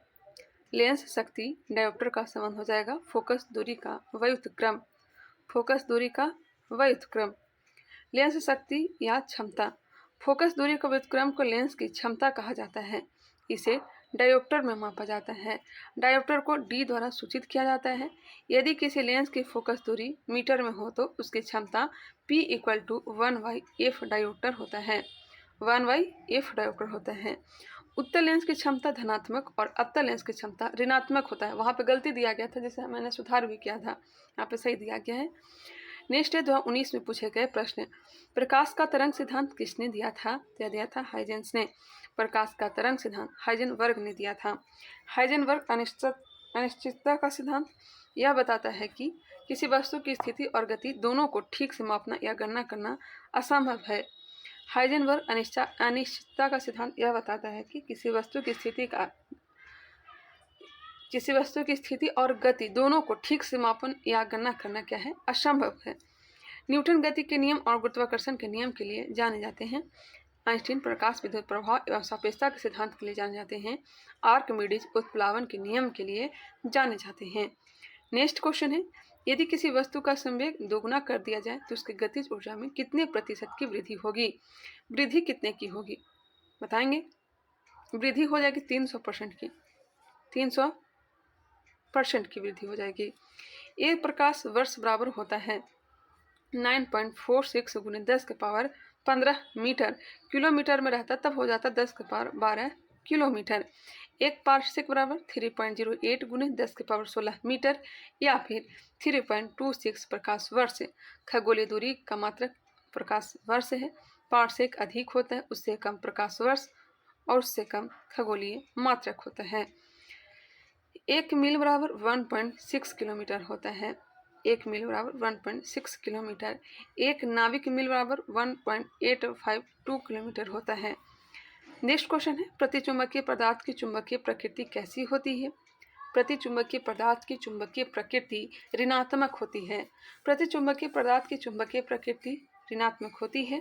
प्रतिचुंबकीय पदार्थ की अपेक्षिक चुंबकशीलता का मान 1 से कम होता है। प्रतिचुंबकीय पदार्थ की चुंबकीय सुग्राहिता ताप पर निर्भर नहीं करती है। इसका एग्जाम्पल भी दिया गया है। ये सब जो है अनुचुंबकीय पदार्थ को किसी चुंबक के सिरों के निकट लाए जाने पर हल्के से आकर्षित होते हैं। अनुचुंबकीय पदार्थ की चुंबकशीलता 1 से अधिक होती है। इसका एग्जाम्पल यहाँ पे दिया गया है।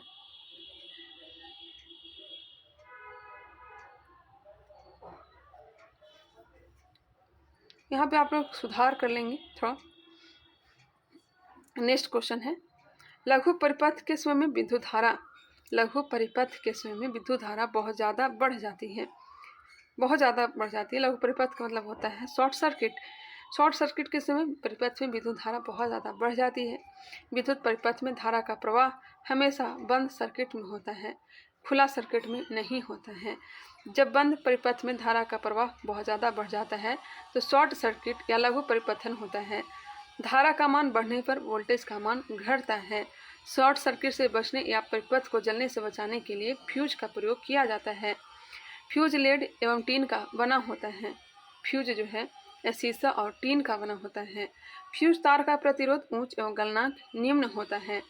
फ्यूज तार का प्रतिरोध उच्च होता है एवं गलनांक जो है निम्न होता है। फ्यूज परिपथ में उच्च धारा के प्रवाह होने पर खुद को गला देता है, जिससे सर्किट टूट जाती है एवं दूसरे विद्युत उपकरण सुरक्षित बच जाते हैं। नेक्स्ट क्वेश्चन है, जब प्रकाश एक माध्यम से दूसरे माध्यम में तिरछा प्रवेश करता है तो प्रकाश के संचलन की दिशा दूसरे माध्यम में बदल जाती है। इस प्रभाव को जाना जाता है अपवर्तन, अपवर्तन के नाम से। जब प्रकाश एक माध्यम से दूसरे माध्यम में तिरछा प्रवेश करता है तो प्रकाश के संचलन की दिशा दूसरे माध्यम में बदल जाती है। इस प्रभाव को अपवर्तन के रूप में जाना जाता है।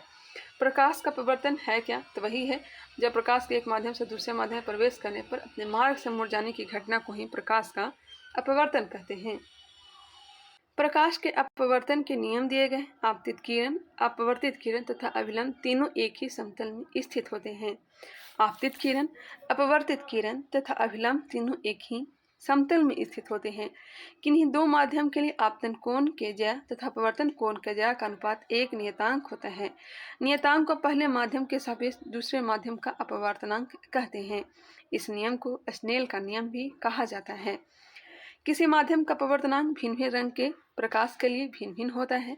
तरंग दैर्ध्य बढ़ने के साथ अपवर्तनांक का मान कम हो जाता है। लाल रंग का अपवर्तनांक सबसे कम तथा बैंगनी रंग का अपवर्तनांक सबसे अधिक होता है। ताप बढ़ने पर भी समानता अपवर्तनांक घटता है। तापमान बढ़ने पर समानता अपवर्तनांक घटता है।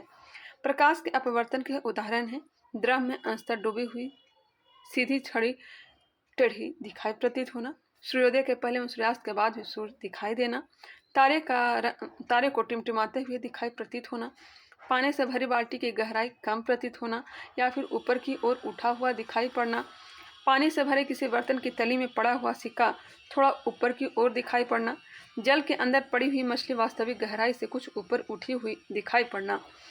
अब आगे दिया गया प्रकाश के परावर्तन। प्रकाश का किसी माध्यम में किसी सतह से टकराकर लौट जाने की घटना प्रकाश का परावर्तन कहलाता है। इसके बारे में पहले बताया जा चुका है, हमने करवाया भी। प्रकाश का प्रकीर्णन, प्रकाश का माध्यम में उपस्थित जलवाष्प या धूल कणों द्वारा विभिन्न रंगों में बिखराव प्रकीर्णन कहलाता है। प्रकीर्णन के कारण समुद्र का रंग एवं आसमान का रंग नीला दिखाई पड़ता है। प्रकाश का विवर्तन, प्रकाश का विवर्तन किसे कहते हैं? प्रकाश की किसी खास दिशा में अवरोध के किनारों से मुड़ना विवर्तन कहलाता है। ध्रुवन किसे कहते हैं? अनुप्रस्थ तरंग जैसे प्रकाश का गुण है, उनके दोनों की दिशा से संबंधित है। ध्रुव का अर्थ है निश्चित। ध्रुवित रंग में किसी सीमित रूप में ही दोलन होते हैं, जबकि अध्रुवित रंग में सभी दिशाओं में समान रूप से दोलन होता है। ध्वनि तरंग के साथ ध्रुवन की घटना नहीं होती है। ध्रुवन की घटना हमेशा अनुप्रस्थ तरंगों में ही होती है और ध्रुवन की घटना देखने को मिलती है प्रकाश में, और ध्रुवन के कारण ही प्रकाश और ध्वनि में अंतर मालूम कर सकते हैं। नेक्स्ट क्वेश्चन है, निम्नलिखित में कौन से रंग के लिए प्रकाश का प्रकीर्णन न्यूनतम होता है? तो होता है लाल रंग का। लाल रंग का यह सब पहले हो चुका है। 1 ओम बराबर 1 वोल्ट बटा 1 एम्पियर होता है। 1 ओम बराबर 1 वोल्ट बटा 1 एम्पियर होता है। ओम के नियम के अनुसार किसी बंद परिपथ में सभी भौतिक अवस्थाओं को नियत रखने पर परिपथ में बहने वाली धारा चालक के सिरों पर विभवांतर के समानुपाती होता है। किसी बंद परिपथ में सभी भौतिक अवस्थाओं को नियत रखने पर परिपथ में बहने वाली धारा चालक के सिरों पर विभवांतर के समानुपाती होता है, अर्थात V = RI, जहां R एक नियतांक है जिसे चालक का प्रतिरोध कहते हैं। प्रतिरोध का सही मात्रक ओम होता है। किसी चालक का प्रतिरोध निम्न कारणों पर निर्भर करता है: चालक के तापमान पर, चालक तार का लंबाई एवं क्षेत्रफल पर, चालक तार की प्रकृति पर। नेक्स्ट क्वेश्चन है, विद्युत मोटर एक युक्ति है जो कि विद्युत ऊर्जा को यांत्रिक ऊर्जा में परिवर्तित करता है। हाँ, विद्युत मोटर जो है यह विद्युत ऊर्जा को यांत्रिक ऊर्जा में चेंज करता है। नेक्स्ट क्वेश्चन पे आइए, विद्युत विभवांतर की एसआई इकाई क्या होता है? विद्युत विभवांतर का एसआई मात्रक होता है वोल्ट। विभवांतर जूल प्रति कूलम या फिर वोल्ट होता है। इटली के प्रसिद्ध वैज्ञानिक एल्सेंड्रो वोल्टा के सम्मान में विभव की इकाई वोल्ट रखा गया है। वोल्ट मीटर एक यंत्र है जिसके द्वारा विभवांतर की माप की जाती है। कूलम विद्युत आवेश का मात्रक होता है। जूल कार्य एवं ऊर्जा का एसआई मात्रक होता है। एम्पियर विद्युत धारा की एसआई इकाई होता है। नेक्स्ट क्वेश्चन है, कोई वस्तु यदि स्थिर है या निश्चित वेग से एक सीधी रेखा में गति कर रही है तो यदि उस पर कोई बाह्य बल नहीं लगाया जाए तो अपने प्रारंभिक अवस्था में ही बनी रहती है। यह कथन किसका है? तो हो जाएगा न्यूटन के गति के प्रथम नियम। यह सब पहले हो चुका है, आगे हमने बता भी दिया है। चलिए क्वेश्चन पे आ जाइए। सितारों का टिमटिमाना तारों की रोशनी के वायुमंडल में से किसके कारण होता है? सितारों का टिमटिमाना अपवर्तन के कारण। अपवर्तन के कारण वायुमंडल में तारों की रोशनी का विचलन तारों का टिमटिमाना है। निम्नलिखित में से किस विद्युत चुम्बकीय प्रेरण की खोज की? विद्युत चुम्बकीय प्रेरण की खोज फैराडे ने की है। कब की है? 1831 में। विद्युत चुम्बकीय प्रेरण यह वह परिघटना है जिसमें चुंबकीय क्षेत्रों द्वारा विद्युत धारा उत्पन्न होती है। इसे चुंबकीय प्रेरण भी कहा जाता है। जब किसी कुंडली को प्रबल चुंबकीय क्षेत्र में बल लगाकर घुमाया जाता है तो कुंडली के अंदर विद्युत धारा प्रेरित होती है। किसी चालक को किसी परिवर्तित चुंबकीय क्षेत्र में रखने पर उस चालक के सिरों के बीच विद्युत वाहक बल उत्पन्न होता है। जब किसी कुंडली से गुजरने वाले फ्लक्स में परिवर्तन होता है तो उस कुंडली में प्रेरित विद्युत वाहक बल उत्पन्न हो जाता है। प्रेरित विद्युत वाहक बल E = -N/dO/dt। विद्युत चुम्बकीय प्रेरण के द्वितीय नियम को लेंज का नियम कहते हैं। इसके बारे में मुझे इतना मालूम नहीं है इसलिए मैं नहीं बता सकती हूँ। लेंज का नियम ऊर्जा संरक्षण से संबंधित है। लेंज का नियम किससे संबंधित है? ऊर्जा संरक्षण नियम से। लेंज का नियम विद्युत चुम्बकीय प्रेरण से संबंधित है। लेंज का नियम विद्युत चुम्बकीय प्रेरण से भी संबंधित है। यह नियम प्रेरित धारा की दिशा में निर्धारित करता है। इस नियम के अनुसार प्रेरित धारा की दिशा हमेशा उस कारण का विरोध करती है जिससे वह स्वयं उत्पन्न होती है। लेंज का नियम ऊर्जा संरक्षण के सिद्धांत का पालन करता है। इस नियम के अनुसार ऊर्जा को न तो उत्पन्न किया जा सकता है और न ही नष्ट किया जा सकता है, उसे एक रूप से दूसरे रूप में परिवर्तित किया जाता है। हृदय के लिए कृत्रिम पेसमेकर, डायनेमो, ट्रांसफार्मर आदि विद्युत चुम्बकीय प्रेरण के सिद्धांत पर कार्य करते हैं। डायनेमो हो गया, पेसमेकर हो गया, ट्रांसफार्मर हो गया, यह सभी के सभी विद्युत चुम्बकीय प्रेरण के सिद्धांत पर कार्य करते हैं। नेक्स्ट क्वेश्चन है, इकाई सतह क्षेत्रफल पर लंबवत लगने वाला बल निम्नलिखित में से किसे परिभाषित करता है? यह दाब को। इकाई सतह क्षेत्रफल पर लंबवत लगने वाले बल दाब को परिभाषित करता है। दाब का इसी मात्रक न्यूटन प्रति वर्ग मीटर होता है, जिसे पास्कल कहते हैं। द्रवों का विस्तृत अध्ययन करने वाले वैज्ञानिक ब्ले पास्कल के सम्मान में दाब का ऐसे मात्रक पास्कल रखा गया। दाब एक अदिश राशि है। बल आघूर्ण बल द्वारा एक पिंड को एक अक्ष के परिधि तक घुमाने की प्रवृत्ति है।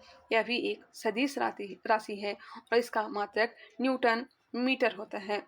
बल आघूर्ण का न्यूटन मीटर होता है। नेक्स्ट क्वेश्चन पे आ जाएंगे, वह उपकरण जो विद्युत धारा उत्पन्न करने के लिए इस्तेमाल किया जाता है कहलाता है? यह कहलाता है जनरेटर। क्या कहलाता है? जनरेटर कहलाता है। विद्युत जनित माइकल फैराडे की विद्युत चुंबकीय प्रेरण के सिद्धांत पर कार्य करता है।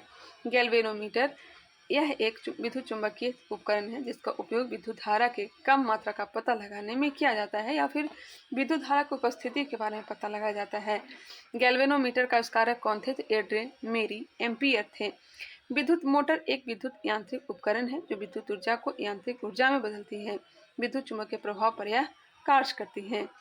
क्वेश्चन है, निम्नलिखित में से कौन सी ऊष्मा की इकाई नहीं है? ऊष्मा की इकाई कैलोरी है, BTU है, जूल है, जबकि फोन नहीं है। फोन ध्वनि या शोर की प्रबलता स्तर की इकाई या मात्रक है। कैलोरी ऊर्जा और ऊष्मा की मात्रक है। जूल जो हो जाएगा कार्य और वह ऊष्मा का मात्रक। BTU जो है ऊष्मा की परंपरागत मात्रक होता है। नेक्स्ट क्वेश्चन है 2020 में पूछे गए, अपवेशिक वायस में P-N मतलब पीएन संधि डायोड के अवक्षय क्षेत्र की चौड़ाई घटती है। अपवेशिक वायस में संधि डायोड के अवक्षय क्षेत्र की चौड़ाई घटती है। अपवेशिक वायस में पीएन संधि डायोड के अवक्षय क्षेत्र की चौड़ाई घटती है। पश्चविशिक वायस में डायोड के अवक्षय क्षेत्र की चौड़ाई बढ़ती है। अपवेशिक वायस में पीएन संधि डायोड के अवक्षय क्षेत्र की चौड़ाई घटती है और पश्चविशिक वायस में डायोड के अवक्षय क्षेत्र की चौड़ाई बढ़ती है। प्रेरित विद्युत वाहक बल का परिणाम चुंबकीय फ्लक्स में समय के साथ होने वाले परिवर्तन की दर के बराबर है। यह कथन है, एक बार फिर से, प्रेरित विद्युत वाहक बल का परिणाम चुंबकीय फ्लक्स में समय के साथ होने वाले परिवर्तन की दर के बराबर होता है। यह कथन है। यह कथन हो जाएगा फैराडे के विद्युत चुंबकीय प्रेरण के नियम का। प्रेरित विद्युत वाहक बल का परिमाण चुंबकीय फ्लक्स में समय के साथ होने वाले परिवर्तन की दर के बराबर होता है। यह कथन फैराडे के विद्युत चुंबकीय प्रेरण के नियम का है। फैराडे के विद्युत चुंबकीय प्रेरण के नियम के अनुसार E = -T डज नॉट बटा dt। लेंज के नियम के अनुसार प्रेरित विद्युत वाहक बल अपनी उत्पत्ति के कारणों के विपरीत होता है। गॉस का नियम वह नियम है जो विद्युत आवेश के वितरण एवं उनके कारण उत्पन्न विद्युत क्षेत्र में संबंध स्थापित करता है। नेक्स्ट क्वेश्चन है, यदि R1 व R2 क्रमशः 400 वाट व 200 वाट के दो लैंपों का तंतुओं के प्रतिरोध है जो कि समान वोल्टता पर कार्य करने के लिए डिजाइन किए गए हैं, तो R2/2R1। नेक्स्ट मुक्त पतन उदाहरण है। मुक्त पतन एक समान त्वरण वाली गति का। मुक्त पतन उदाहरण है एक समान त्वरण वाली गति का। लिफ्ट में वस्तु या पिंड के भार में परिवर्तन। जब लिफ्ट ऊपर की ओर त्वरित गति से जाती है तो लिफ्ट में स्थित पिंड का भार बढ़ा हुआ प्रतीत होता है। जब लिफ्ट नीचे की ओर त्वरित गति से आती है तो लिफ्ट में स्थित पिंड का भार जो है घटा हुआ प्रतीत होता है। जब लिफ्ट एक समान वेग से ऊपर या नीचे गति करती है तो लिफ्ट में स्थित पिंड के भार में कोई परिवर्तन प्रतीत नहीं होता है। यदि नीचे उतरते समय लिफ्ट की डोरी टूट जाए तो वह मुक्त पिंड की भांति नीचे गिरती है। ऐसी स्थिति में लिफ्ट स्थित पिंड का भार शून्य होता है। यही भारहीनता की स्थिति है। यदि लिफ्ट के नीचे उतरते समय लिफ्ट का त्वरण गुरुत्वीय त्वरण से अधिक हो तो लिफ्ट में स्थित पिंड उसकी फर्श से उठकर उसकी छत से जा लगेगा। क्वेश्चन नंबर है 62, समान ताप पतन दर प्रति 1000 मीटर पर क्या है? 1000 मीटर पर क्या है? 6.5 डिग्री सेल्सियस। यहाँ पे देखेंगे भी समान परिस्थितियों में क्षोभमंडल प्रत्येक 165 मीटर की ऊंचाई पर अगर हम लोग जाते हैं तो 1 डिग्री सेल्सियस में कमी होती है। 1 डिग्री सेल्सियस तापमान में गिरावट होती है। जितने ज़्यादा ऊपर चले जाएंगे तापमान कम होते जाएगा। क्षोभमंडल में तापमान की समान पतन दर औसतन 6.5 डिग्री सेल्सियस प्रति 1000 मीटर है। पारा -39 डिग्री सेल्सियस पर जमता है, जबकि अल्कोहल -114 डिग्री सेल्सियस पर -114 डिग्री सेल्सियस पर जमता है। सबसे न्यूनतम तापमान ज्ञात करने के लिए हीलियम गैस तापमापी का प्रयोग किया जाता है। सबसे न्यूनतम तापमान ज्ञात करने के लिए हीलियम गैस तापमापी का प्रयोग करते हैं। नेक्स्ट क्वेश्चन है, निम्न में से कौन सा संबंध श्रेणी LCR परिपथ के अनुनाद अवस्था के लिए सही नहीं है? कौन सा संबंध जो है श्रेणी LCR परिपथ के अनुनाद अवस्था के लिए सही नहीं है? तो हो जाएगा W = 1/LC। LCR परिपथ के अनुनाद अवस्था के लिए LC सही नहीं है। जब किसी परिपथ में प्रेरकत्व L का एक सिरा धारिता C से तथा धारिता से पुनः प्रतिरोध R को श्रेणी क्रम में जोड़ देते हैं एवं संपूर्ण परिपथ को एक प्रत्यावर्ती धारा स्रोत से जोड़ दिया जाता है, तो इस प्रकार के परिपथ को LCR परिपथ कहते हैं। आगे है, जब प्रेरकत्व धारिता तथा प्रतिरोध को एक प्रत्यावर्ती धारा स्रोत से जोड़ दिया जाता है, इस अवस्था में प्रतिरोध R के सिरों के बीच विभवांतर VR तथा धारा के बीच कालांतर 0 होगा, अतः दोनों समान कला में होंगे। प्रेरकत्व L के सिरों के बीच विभवांतर V तथा धारों से कला में 90 डिग्री आगे होगा। धारिता C के सिरों के बीच विभवांतर VC तथा धारा I से कला 90 डिग्री पीछे होगा, तो इस प्रकार V और VC के बीच कालांतर 180 डिग्री होगा। यह दोनों एक दूसरे के विपरीत होंगे एवं इनका कुल विभवांतर होगा, जबकि LCR का परिणामी विभवांतर है। नेक्स्ट है, जब किसी परिपथ में प्रेरण प्रतिघात तथा धारितीय प्रतिघात बराबर होती है तो परिपथ की प्रतिबाधा उसके प्रतिरोध के बराबर हो जाती है, तब इस परिपथ को अनुनादी परिपथ कहते हैं। नेक्स्ट क्वेश्चन है, वायुदाब को मापने वाला यंत्र कहलाता है? वायुदाब को मापने वाला यंत्र बैरोमीटर कहा जाता है। एनीमोमीटर क्या है? तो पृथ्वी तल पर पवन का वेग। नेक्स्ट क्वेश्चन है, दिए हुए परिपथ में कुल प्रतिरोध है तो हो जाएगा 20/3 ओम। यहाँ पे कुछ दिया हुआ रहना चाहिए था, डिटेल ज़्यादा क्वेश्चन नहीं दिया गया है। चलिए नेक्स्ट क्वेश्चन देखेंगे, श्वेत प्रकाश में 7 रंग होता है, इस तथ्य की खोज निम्न में से किस वैज्ञानिक ने किया था?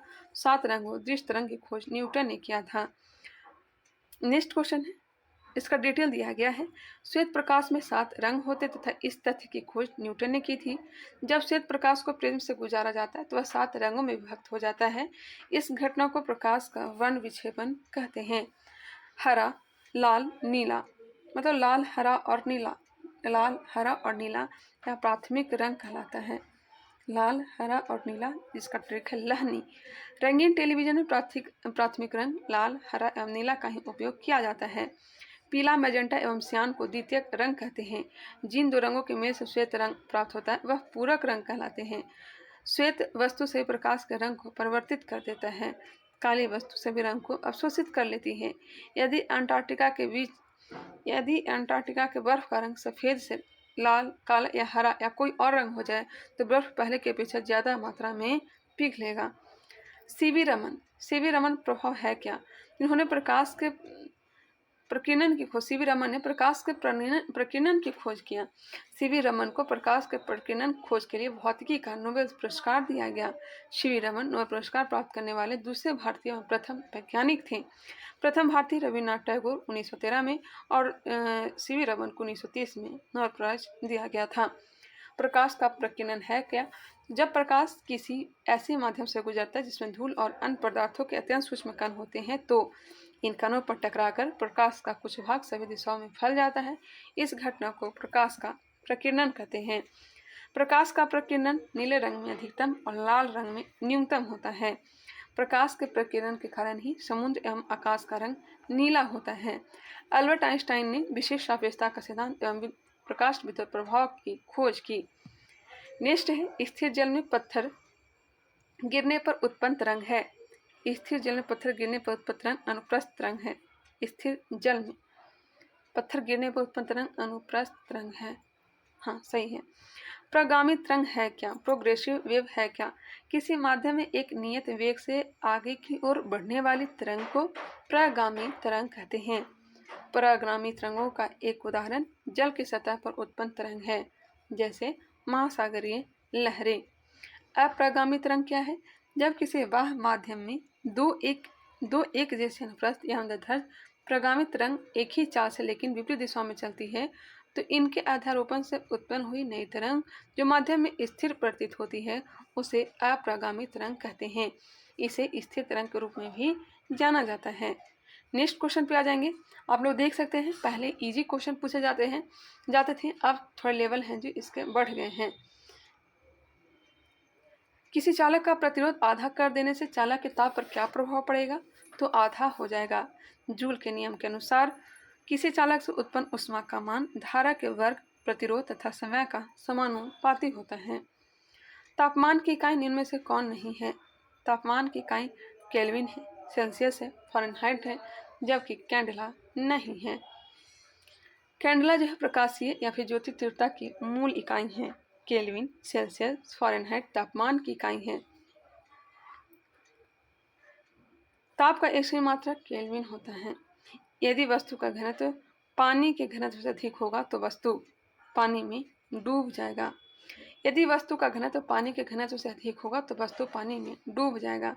जिस वस्तु का घनत्व या पानी से अधिक होगा, भार पानी से अधिक होगा, जिस वस्तु का घनत्व या भार पानी से अधिक होगा वह पानी में डूब जाएगा। लेकिन जिस वस्तु का घनत्व या भार पानी से कम होगा वह पानी में तैरने लगेगा। सुई पानी में डूब जाता है क्योंकि सुई का घनत्व पानी से ज़्यादा होता है। नाव पानी में तैरते रहता है क्योंकि नाव का घनत्व पानी से कम होता है। अगर प्रश्न आए कि सुई पानी में क्यों तैरता है तो वह पृष्ठ तनाव के कारण होगा। पृष्ठ तनाव के बारे में चर्चा हमने कर भी लिया है। समतल दर्पण के प्रतिबिंब बनता है। समतल दर्पण के प्रतिबिंब सीधा तथा आभासी। इसके बारे में हमने पहले चर्चा कर लिया था, बाकी देख लीजिए। समतल दर्पण की क्षमता शून्य होती है। समतल दर्पण की फोकस दूरी अनंत होती है। नेक्स्ट क्वेश्चन है, निम्नलिखित में से कौन सबसे अधिक प्रत्यास्थ या लचीला है? यह हो जाएगा स्टील। स्टील जो है रबड़ से भी लचीला होता है। वह गुण जिसके कारण किसी पदार्थ पर प्रत्यारोपित बल को हटाने से वह पदार्थ अपनी प्रारंभिक आकृति एवं आकार को पुनः प्राप्त कर लेता है, प्रत्यास्था कहलाता है। जिस पदार्थ को रूप चेंज करने के लिए जितना अधिक फोर्स लगाना पड़े वह उतना ही अधिक इलास्टिक होता है। स्टील और रबड़ में स्टील ज़्यादा इलास्टिक होता है। यदि किसी पदार्थ में अपनी प्रारंभिक अवस्था को प्राप्त करने का गुण नहीं हो तो इस प्रकार के पदार्थ को प्लास्टिक कहा जाता है। ठोस पदार्थ की प्रत्यास्था अंतर आणविक बल अधिक होने के कारण अधिक होती है। विरूपक बल की वह सीमा जिसके अंतर्गत पदार्थ में प्रत्यास्था का गुण विद्यमान रहता है उससे प्रत्यास्था सीमा कहते हैं। नेक्स्ट क्वेश्चन है, निम्नलिखित में से किसके तरंगदैर्ध्य सबसे कम है? तरंगदैर्ध्य सबसे कम किसका है? ऑप्शन के अकॉर्डिंग बताना है।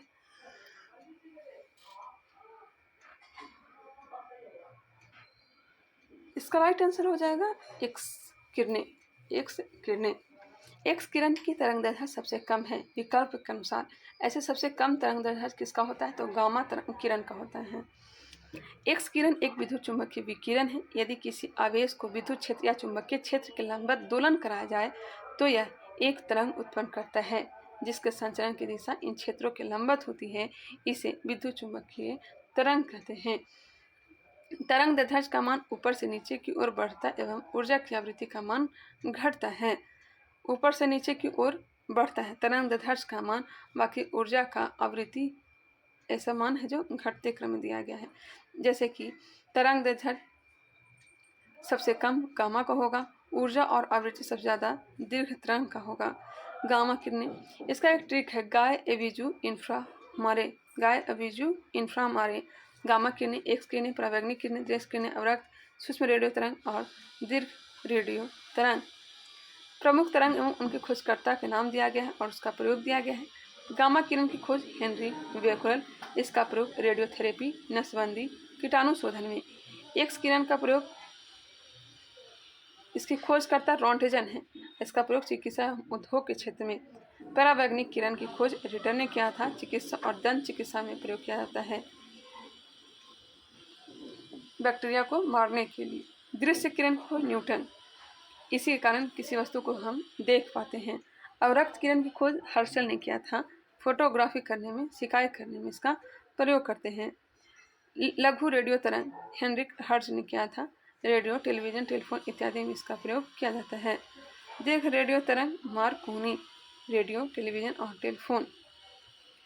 नेक्स्ट क्वेश्चन है, प्रकाश तरंग और ध्वनि तरंग के बीच का अंतर निम्नलिखित में से किस घटना पर आधारित है? तो यह ध्रुवीकरण है। पहले ही हमने बताया था ध्रुवीकरण के कारण ही होता है। चलती कार में अचानक ब्रेक लगने पर यात्री आगे की ओर झुक जाते हैं, किसके कारण से? तो गति के जड़त्व के कारण से। गति के जड़त्व के कारण से। गाड़ी के अचानक चलने पर यात्री का पीछे की ओर झुकना विराम के जड़त्व का उदाहरण है। जड़त्व वस्तु का आंतरिक गुण है, जिसके कारण वस्तु अपनी प्रारंभिक अवस्था को बनाए रखने का प्रयास करता है। जड़त्व के नियम के बारे में सर्वप्रथम गैलीलियो ने बताया था। किसने बताया था? गैलीलियो ने। जड़त्व समानुपाती द्रव्यमान, वस्तु का द्रव्यमान ही जड़त्व का मान है। जड़त्व का नियम ही न्यूटन का प्रथम गति का नियम है। न्यूटन के प्रथम गति के नियम से बल का परिभाषा मिलता है। द्वितीय नियम से व्यंजक, तृतीय नियम से बल की प्रकृति ज्ञात होती है। नेक्स्ट है, मानव नेत्र के किस भाग पर किसी वस्तु का प्रतिबिंब बनता है? मानव नेत्र के किस भाग पर वस्तु का प्रतिबिंब बनता है? तो रेटिना या दृष्टि पटल। आँख के सबसे भीतरी पारदर्शी झिल्ली को रेटिना कहते हैं। रेटिना के आँख के पीछे वाला भाग होता है। रेटिना आँख के पीछे वाला भाग होता है। ये सब पहले हो चुका है, चलिए टाइम वेस्ट करने से कोई फायदा है नहीं। नेक्स्ट क्वेश्चन पे आ जाइए। भूमध्य रेखा से ध्रुवों की ओर जाने पर गुरुत्व का मान अर्थात गुरुत्व जनित त्वरण का मान बढ़ता है। भूमध्य रेखा से ध्रुव की ओर अगर जाएंगे तो गुरुत्व त्वरण जो है ये क्या है? बढ़ेगा। ध्रुव से भूमध्य रेखा की ओर जाने पर गुरुत्व त्वरण का मान घटता है। ध्रुव पर गुरुत्व का मान सर्वाधिक होता है। विषुवत रेखा पर गुरुत्व का मान न्यूनतम होता है। पृथ्वी के केंद्र पर गुरुत्व का मान 0 होता है। पृथ्वी के सतह से ऊपर या नीचे जाने पर गुरुत्व त्वरण का मान घटता है। पृथ्वी के घूर्णन गति बढ़ने पर गुरुत्व त्वरण का मान कम हो जाता है। यदि पृथ्वी अपनी वर्तमान कोणीय चाल से 17 गुनी अधिक चाल से घूमने लगे तो भूमध्य रेखा पर रखी वस्तु का भार 0 हो जाएगा। पृथ्वी के घूर्णन गति घटने पर गुरुत्व त्वरण का मान बढ़ जाता है। गणना करने पर गुरुत्व का मान लगभग 9.8 मीटर प्रति वर्ग सेकेंड होता है। नेक्स्ट है, सोनार का संक्षिप्तीकरण है साउंड नेविगेशन और रेंजिंग। साउंड नेविगेशन और रेंजिंग, इसका प्रयोग पानी में या फिर समुद्र के अंदर किसी वस्तु का पता लगाने में किया जाता है। ऑडोमीटर द्वारा गाड़ी के पहिए द्वारा तय की गई दूरी मापा जाता है। ऑडोमीटर के द्वारा गाड़ी के पहिए द्वारा तय की गई दूरी को मापा जाता है। ऑडियोमीटर क्या है? तो यह सुनने में सहायक है। स्पीडोमीटर गाड़ी की चाल को ज्ञात करते हैं। अल्टीमीटर विमान की ऊंचाई। क्रोनोमीटर जलयान पर समय। फैदोमीटर समुद्र की गहराई। ग्रेविमीटर पानी की सतह पर तेल की उपस्थिति ग्रेविमीटर से मापते हैं। कंपास बॉक्स जो है उत्तर दक्षिण दिशा को निर्धारित करता है, बताता है। साइक्लोट्रॉन आवेशित कणों या इलेक्ट्रॉन को त्वरित करने में मदद करती है। तो चलिए नेक्स्ट क्वेश्चन पे आ जाइए। तेल की पतली फिल्म से परिवर्तित श्वेत प्रकाश में रंग दिखाई देने का कारण है। तेल के पतली फिल्म में परिवर्तित श्वेत प्रकाश में रंग दिखाई देने का कारण है व्यतिकरण। तेल की पतली फिल्म से परावर्तित श्वेत प्रकाश में रंग दिखाई देने का कारण व्यतिकरण है। जब समान आवृत्ति के दो प्रकाश तरंगे जो मूलतः एक ही प्रकाश स्रोत से आ रही है एक साथ चलती है तो माध्यम के कुछ बिंदुओं पर प्रकाश की तीव्रता अधिकतम तथा कुछ बिंदुओं पर न्यूनतम होता है। प्रकाश तरंगों की इस घटना को व्यतिकरण कहते हैं। व्यतिकरण के बारे में सर्वप्रथम थॉमस यंग ने बताया था। किसने बताया था? थॉमस यंग ने। नाम याद रखिएगा। प्रकाश का अवरोधक के तीक्ष्ण किनारों द्वारा मुड़ना प्रकाश का विवर्तन कहलाता है। विवर्तन किसे कहते हैं? तो प्रकाश के अवरोधक के तीक्ष्ण किनारों द्वारा मुड़ना प्रकाश का विवर्तन कहलाता है। विवर्तन की घटना का प्रक्षेप सर्वप्रथम ग्रिमाल्डी ने किया था। प्रेक्षण, विवर्तन की घटना का प्रेक्षण सर्वप्रथम किसने किया था? ग्रिमाल्डी ने। विवर्तन की घटना का प्रक्षेपण किसने किया था? ग्रिमाल्डी ने। किरचॉफ का धारा नियम किसके संरक्षण पर आधारित है, जबकि किरचॉफ का वोल्टेज नियम किस संरक्षण पर आधारित है।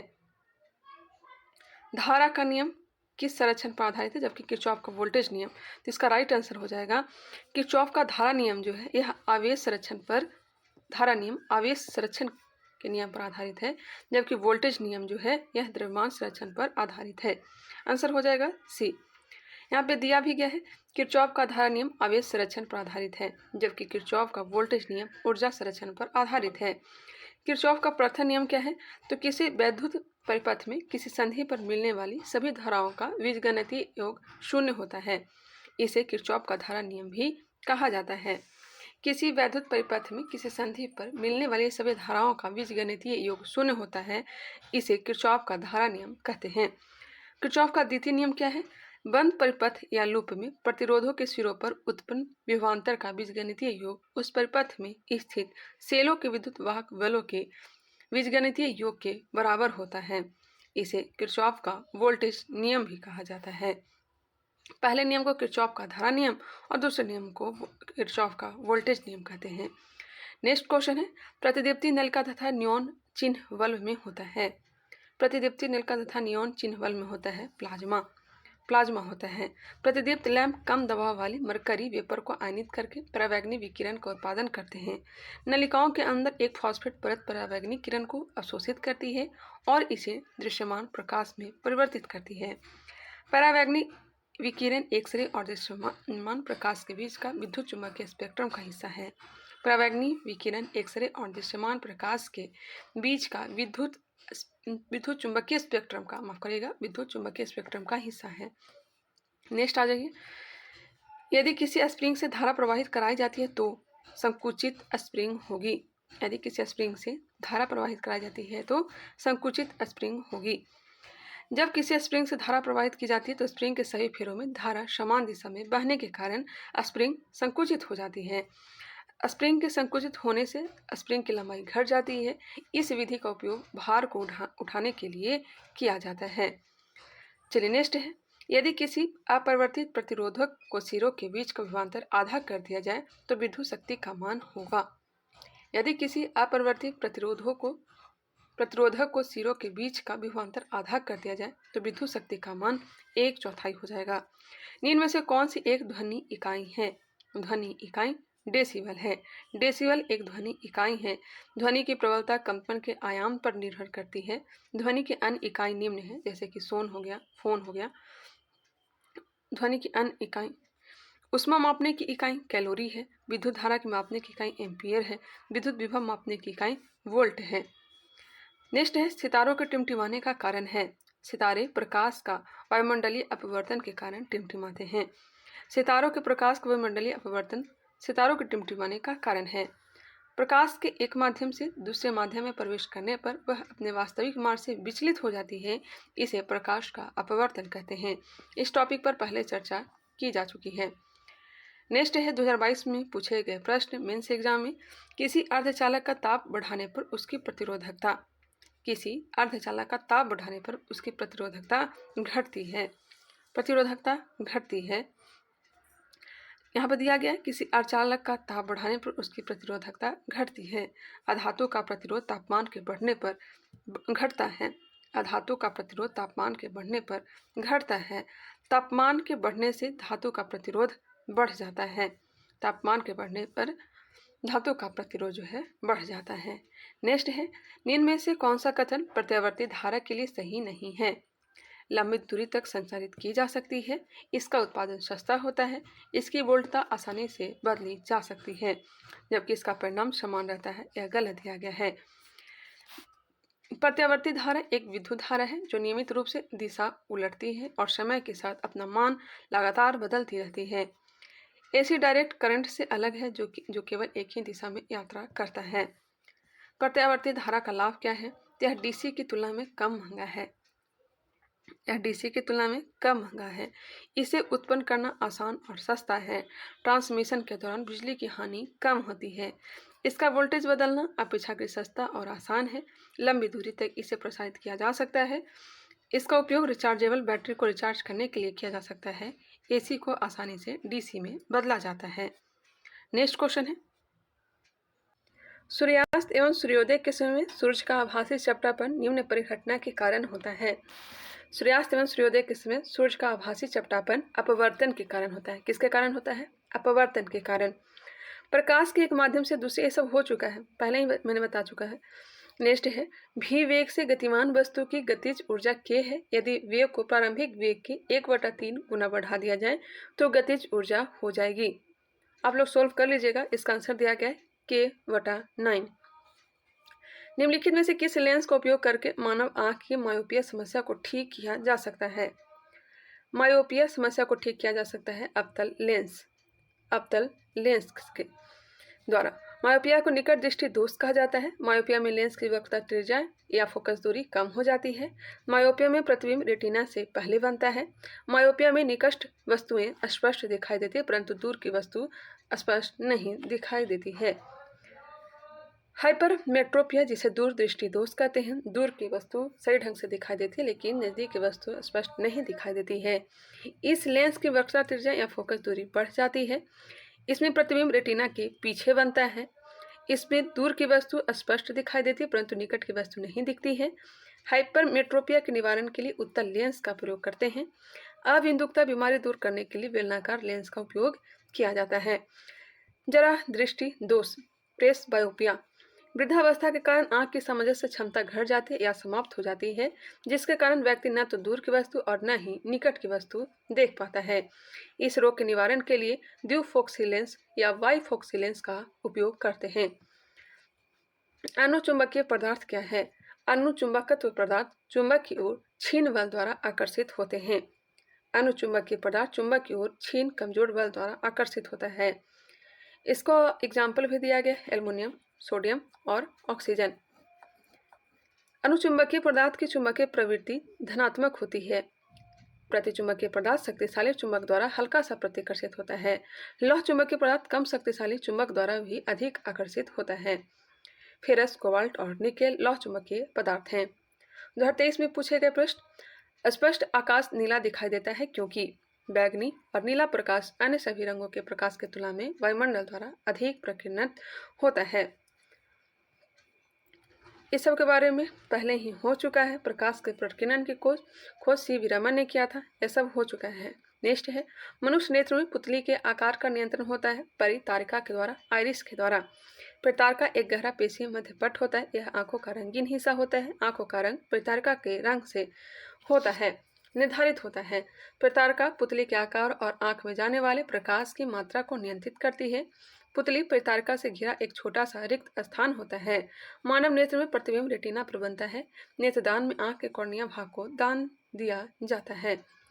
किसी वस्तु का चंद्रमा पर भार पृथ्वी पर उसके भार का 1/6 भाग होता है। किसी वस्तु का द्रव्यमान स्थान बदलने से नहीं बदलता है, जबकि उस वस्तु का भार जो है स्थान बदलने से बदल जाता है। वस्तु का भार यह एक तरह का बल होता है। पृथ्वी जिस बल से किसी वस्तु को अपने केंद्र की ओर खींचती है वह उस वस्तु का भार होता है। भार एक तरह का बल होता है। बल की तरह ही भार का ऐसे मात्रक न्यूटन होता है। भार W = mg, जहाँ m द्रव्यमान, g गुरुत्वीय त्वरण। चूंकि वस्तु का द्रव्यमान नहीं बदलता है, वस्तु का भार गुरुत्वीय त्वरण पर निर्भर करता है। पृथ्वी की सतह से ऊपर या नीचे जाने पर गुरुत्वीय त्वरण का मान घटता है तथा पृथ्वी की सतह से ऊपर या नीचे जाने पर वस्तु का भार घटता है। चंद्रमा पर गुरुत्वीय त्वरण का मान पृथ्वी के गुरुत्वीय त्वरण का 1/6 होता है। अतः किसी वस्तु का भार चंद्रमा पर पृथ्वी की अपेक्षा 1/6 होगा। नेक्स्ट है, गुरुत्व का मान, जी का मान कितना होता है? गुरुत्वाकर्षण का नियम न्यूटन ने दिया था, तो इसका मान होता है 6.67 × 10⁻11 न्यूटन मीटर स्क्वायर प्रति kg²। 6.67 × 10⁻11 Newton metre square kg² होगा, प्रति kg² नहीं kg²। जबकि बड़ी जी का मान हेनरी क्वेडिश ने दिया था। गुरुत्वाकर्षण का नियम किसने दिया था? तो न्यूटन ने। जबकि बड़ी जी का मान किसने दिया है? तो हेनरी क्वेडिश ने। जी को सार्वत्रिक गुरुत्व नियतांक कहा जाता है। इसका मान कहीं भी नहीं बदलता है। जी को गुरुत्वीय त्वरण कहा जाता है। इसका मान स्थान के साथ बदलता है। नेक्स्ट है, तापमान की ऐसा इकाई क्या है? तापमान की ऐसा इकाई केल्विन है। प्रेरित विद्युत धारा की दिशा दी जाती है। प्रेरित विद्युत धारा की दिशा दी जाती है फ्लेमिंग के वाम हस्त नियम द्वारा। फ्लेमिंग के वाम हस्त नियम के द्वारा अपने बाएं हाथ की तर्जनी, मध्यमा और अंगूठे को इस तरह फैलाएं कि ये एक दूसरे के लंबवत हो। अब तर्जनी को चुंबकीय क्षेत्र की दिशा में और मध्यमा को चालक में प्रवाहित विद्युत धारा की दिशा में रखें। ऐसा करने पर अंगूठा चालक पर लगने वाले बल की दिशा को दर्शाएगा। फ्लेमिंग के दक्षिण हस्त नियम। अगर दाहिने हाथ के अंगूठे, तर्जनी और मध्यमा उंगली को एक दूसरे के लंबवत फैलाया जाए तो अंगूठा चालक की गति की दिशा को दर्शाता है। तर्जनी चुंबकीय क्षेत्र की दिशा को दर्शाता है। मध्यमा प्रेरित धारा की दिशा को दर्शाता है। फ्लेमिंग के दक्षिण हस्त नियम। नेक्स्ट है फ्लेमिंग के बाएं हाथ के नियम और फ्लेमिंग के दाएं हाथ के नियम में अंतर। फ्लेमिंग के दक्षिण हस्त नियम, दाएं हाथ का नियम। दाएं हाथ का नियम था, बाएं हाथ का नियम मोटरों पर लागू होता है। बाएं हाथ का नियम मोटरों पर लागू होता है। दाएं हाथ का नियम जनरेटर पर लागू होता है। बाएं हाथ का नियम मोटर पर और दाएं हाथ का नियम जनरेटर पर लागू होता है। तो चलिए फिजिक्स भी कंप्लीट हो चुका। आगे हम लोग कोई और सब्जेक्ट को और देखेंगे। तो चलिए इस वीडियो को यहीं रहने देते हैं, मिलते हैं नेक्स्ट वीडियो में। अगर यह वीडियो पसंद आया होगा तो इसे लाइक करिएगा। हमारे चैनल को सब्सक्राइब नहीं किया तो सब्सक्राइब कर लीजिए, बेल आइकन को क्लिक कर लीजिए और इसे शेयर भी किया करिए। मिलते हैं नेक्स्ट वीडियो में, तब तक के लिए धन्यवाद।